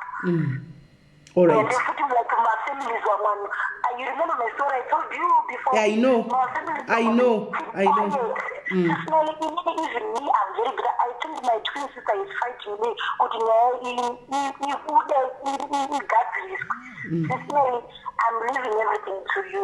All right. Thank you for Thank you very much. Mangwana God bless you. All right, iripo. Mangwana tichangotanga tapedzisa iyo part 2 and then tobva tapintovhurira vanhu vane nyaya dzavo. All right, Thank you sharp. so much. Okay, bye. Right, regai ndakamirira Dr. Mutisi kuti vafone and then tinzwe Dr. because I think guys this is a very sensitive issue. We need to tofanga kutoita live yacho iyo iyi vanhu vataure. This is Dr. Mutisi now. Hello? Hello? Hello? Is this Dr. Mutisi? Yes. All right. Because you are my last caller, so I didn't want any other caller. How are you? Ndiri right, Sisimele, makadii zvenyu? Ndiripo. Sisimele, ininiwo hangu ndabatikana nenyaya ndambochema muchitanga but ndaona kuti pain yacho hatingangogari like zvekutaura Olinda kuti tingonyarara. Inini I'm a TV presenter paZBC. Saka ndaona kuti tingonyarara hazviti. Thank you very much. Thank you very much. Mbomirai doctor. My love, Nema likes guys, TV presenter. That's a start. We've got a TV presenter now. Nyaya yedu ku TV ikoko ndokwaya kuenda. Yes. I'm a TV presenter plus this is what Madam Boss. All right. And then kwari kufona ndikati kuti tikutaura nemunhu 1 for now. Because Spencer saka kana zvakadaro isusu vanhu munobuda patv pamasocial media chichi munoita vanhu vanoita marole model kune vanhu handitika vana vadiki ava they look up to these people they look up to everyone ari painfluence because tv nekungoita popular kunyika kwedu kuzimbabwe hamene zvazvakangoita so handiti saka vana ndiri kuzviisa muposition yevana kuti mwana pari kusochoro achiona Spencer Banda achinzi uyu ndireporter ndicelebrity handiti muri kunoti pekutotanga mwana already ari kutoita trust nemunhu uyu kudhara handitika and westill ndo pachikoro paanodzidza and then the next thing mwana uyu akutorwa advantage achiabuswa sisimela azviite and I remember some years back I think 4 years ndichitoverenga I think Daily News Spencer Banda ari pamwana chichi and ndarwadziwa sisimeli kuona kuti nyaya iyi ichiri kuenderera nanhasi we cannot sit down as women living and tichiona vana ava vasikana vese vanga vachitaura vatukura they are now in marriage vatokuita vana and we cannot leave this happening so inini unfortunately ndiri kuScotland ndakauya kunoko but I'm coming home anytime next week inini I'm committing kuti I am going to try as much as possible to meet the minister because zvamuri kutaura sisimelika zviri right kuenda kumapurisa nekuripota zvaprove kuti hazvisi kuita kurati pane paakadzvanya paripo pane maauthorities kumusoro kuvari responsible vari accountable to manage this school maschools anoauditwa handiti maschools anoeditwa and Spencer Banda uyu inini zvandoziva kuZimbabwe munhu akasungwa people try to investigate kuti anoita nezvechi and things like that and if it's clear that it's known that he runs a school and with such allegations why are they not doing anything why are they not even sending private investigators or anything just to try and have tangible information on themselves handiti muri kunoti hapasi clear because hati maschools even sisimela I think you remember muri kuchikoro kuti they used to send people from the ministry right vogara maclass vachidzidza vachiona all that handiti saka kureva kuti kuministry of education hazvisi kuitika here zvinhu izvozvo that's why I was targeting the minister himself good and it happened kuti 2 years ago because I also run a small school 2 years ago I ended up ndakuuse it ndichistudy education kuti ndive qualified because ndikurana chikoro handitika school management principles and what is supposed to be done by a school it means the government is totally out of this equation because there are so many ways theories and mechanisms to make sure that this is exposed and law is really practiced handiti saka kureva kuti zvokuenda kumapurisa hazvisi child line yes so inini as soon as ndichisvika kuZimbabwe kana pasati pane zvaitika up to now kusvika next week ndichizouya handitika kana pasina zvaitika hatisi kuzomirira lockdown because lockdown hasi kureva kuti minister hataurike naye inga vari kutaura nyaya dzemakwarantine chii ana poma vanzani mangwana vari kutaura and things like that hatisi kuzonyarara ndichisvika kuZimbabwe inini ndiri kutora nyaya iyi ndoenda kuZBC kunota this is accusations by former employee and ZBC is the voice for the Zimbabwe entertainment is the voice TV radio vana hobo vanoteerera kumamisha kupi what are they doing honestly and it's number 1 number 2 minister inini ndiri kusvika I'm taking it upon myself of course I'll need to make sure that we engage human rights lawyers children's lawyers and also we try to see the root of this why has it been quite kubva 1998 nandiri form 4 inini sisimeli ndarwadziwa ndiri kurwadziwa sisimeli kuti vana vachingochema vana vachiitwa zvakadai somuZimbabwe mune big lawyers such as ana Beatrice Mutetwa such big lawyers but zvinhu zvichingonyararwa if we failed as a country kana zvaramba sisimeli inini ndinenge ndichiupdata ndichikuudzai kuti ndasvika apa ana ositese tiri kuti tinokwanisa zvokuita tine mavoices ngatibatanei kana zvaramba toita a clear petition yatichamacha yatichatoaplya kumacha from town from the city center we go to the school sisimeli tonyatsoona kuti chii chiri kuitika kusvika zvinhu zvabuda muchaonoti vanhu vataura ava vashoma sisimeli ko vamwe vasina kuona show ndizvozvo ko vamwe vasina kuona show sisimeli ko vamwe vakafa ndiani achavamiririra it's so wrong so as soon as I'm coming in I'm taking it upon myself I'm going to meet the minister they are a phone call away through the job that I do it's a phone call away from me but inyaya yekuti lautaura naye in person ndosvika ndonotaura and amai munangagwa ruzivo chaivo chaivo munhu wekuti it's also a phone call away ndiri kusvika ndichiedza pandinogona napo sisimeli we cannot leave this hazviite ezvine zvamabhisita zvequarantine imi sisimeli murume mukuru chaiye chaiye akakuti pamusoro kuzoti mwana 11 years 13 years this is rubbish Spencer why and then ndikutoshamisa kuti anga achitoentertaina mugrupu achitotaura achitoentertaina sisimeli kana ndimo kurelaxa wachida nditoziva kuti hapana zvamunondiita muri kunzwisisa saka child line human rights lawyers children's lawyers kana zvanetsa tinoenda even international community tinonotaura because this is bad this is bad chiri kuita kuti aite zvinhu zvese akatsika pai sisimeli muri kuzvinzwisisa zimbabwe yese mapurisa ese and pane ataura uye akati mwana akafa uye baba vake vaitove mupurisa and inini handifunge kuti mupurisa itsedza vakapiwa mari vakatopiwa mari sisimeli because imimi sisimeli mwana afa shamhu kumusana dzichioneka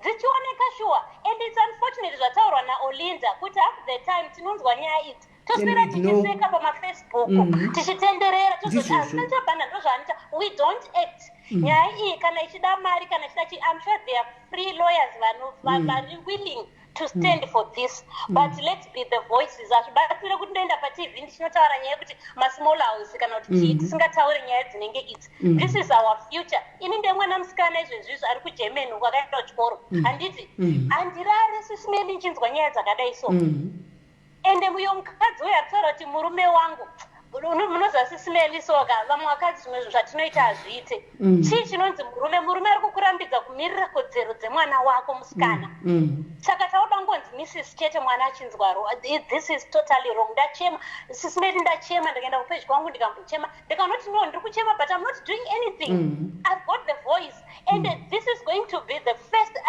kana vachida inini ndiri kuzebhisi even mustudio 1 metro news doma ndinoitira programu yangu ndichaita noise imomo kusvika nyaya yataurwa kusvika yaongororwa kana ndichiurayiwo kuzimbabwe koko let it be inga vamwe vari kungofa wani let it be but nyaya idzi dzingadzitaurwe dzigadziriswe nyaya ngadzigadzirwe hazviite saka with you ndani nhamba yenyu sisimeli ndenchikuupdate yekuti ndiri kubva kunoku here ndasvika kumba ndaita sei ndakuita sei ndenchikuudzai kuti zvinhu zvakamira sei then tozouya tichitaura kuti guys takatraya takanzwai inini if anyone threatens me ndinotoya ndichitaura kuti kana ndikazofa kana ndikazoita sei but I will leave a history kuti I was trying to make a difference in my country and vanhu vataura nyaya vaita basa sisimeli tokutendai because vamwe vanhu havana kokunotaurira nyaya idzi but we thank you so much and as soon as I get to Zimbabwe I'll be updating you that I'm going to meet the minister, I'm going to meet the first lady, I'm going to do this and that and also besides that ndiri in a connection of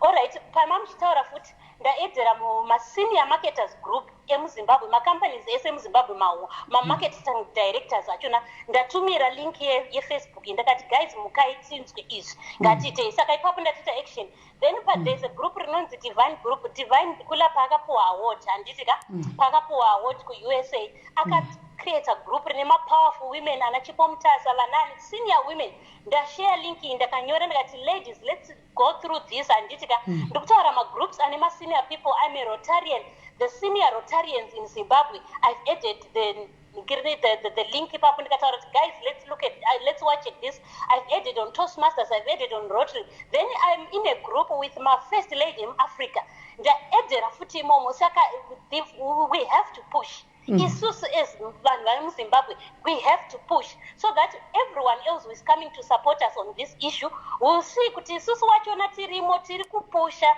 we are doing something not just sitting tichingotaura mucomment sections then zoperera ipapo then ndikuona macomments vamwe vanhu vakuti vasikana vese vaive mabhebhi vakanyarara chii iwo inini I remember ndiri mwana mudiki kuma18-19 years munhu anga kuti esikana wangu achitojoka chodii wotozona maadvances ari kuita kuti this is too much wobva utonotaura kumba saka kana usina kumbopinda neexperience it's easy for you to judge unogona kutojaja unogona kutojaja ende sharoni mukadzi wake uyohoyo anti muri kutaura kuti anga ari mwana wechikoro muclass ndibvazoroorwa naye and things like that you don't know also what she's going through probably after this has been resolved she will come up achitaura kuti guys ndozvazvazviri but you find kuti munhu anga atori musystem imomo akatokanganiswa pfungwa maybe anogara ane mathreats why is it nyaya yekutadza kubuda anoziva zvakawanda mukadzi iyeye saka in as much as ari kuacta foolishness not everyone is able to stand up kuita bold zvamunoita sisineli kuuya pafacebook muchitaura kuti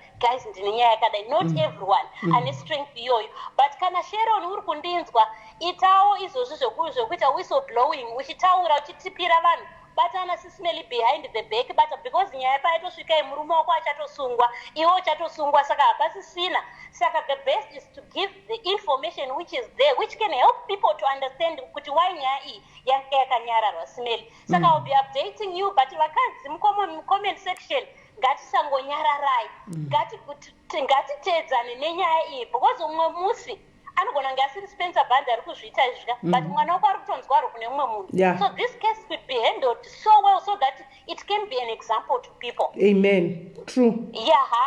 Isusu vanhu tine vana vari kumaboarding let's follow up chingoita impromptu and zvanotidzidzisa kuti ngatite good relationship with our children haisisiri nguva yekutuka mwana yekuti iwe ukafoira ndokurova ngatiedzei nepese patinogona napo kuti vana ava dzitoita shamwari kutomuudza kuti mwanangu hona teerera zviri kutaurwa izvi ngatitaure zvinozoramba hazvo but I think madzimai muZimbabwe ngatitry then the diaspora community if it means kuti tsvaga shamwari kana kuti chii inomboendawo ichinoongorora pachikoro pemwana let's do all we can guys saka jechitaura nemi sisine. All right, thank you very much.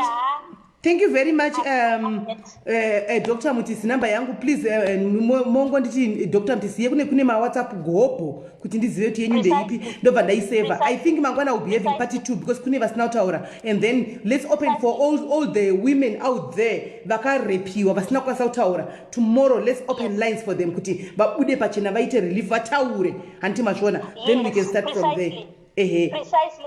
And izvozvi handisi kutomborara because kunokuyati ikoko mune 1 hour ahead handiti ndakatogara izvezvi ndiri kutoita research kuti what else can we do because let's exhaust always because zvikuratidza kuti munhu pane paakatsika nekuti akatozorora zvake akatozorora and the first port of call tiri kutaura kuti minister of the ministry yeeducation yachona handitika tikaenda ikoko tikaona reaction yavo takadii zvinenge zvichingotibatsira kuasesa kuti tione kuti zvii zviri kuitika but according to the theory yeeducation management of schools and what is happening pachikoro zvinoratidza kuti hakusi kutomboendwa kana vachienda ndofunga hameno zviri kuitika behind the scenes that we were doing because vanhu vane maschools vanokuudza kuti zvakamira sei headmaster my battery has my phone will shut in 30 seconds.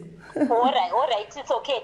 My teachers analysis when things like that. Saka, why is it not happening there? Thank you very much, Ismail. All right, Tuta Roxanne. All right. Thank you. Oh, sorry, Jackie. I would have loved to aid you, but battery rangu rakutopera rakutodzima. My battery is saying 30 seconds. I think now it's like 20 seconds or so. So, Jackie, just keep on watching Mangwana.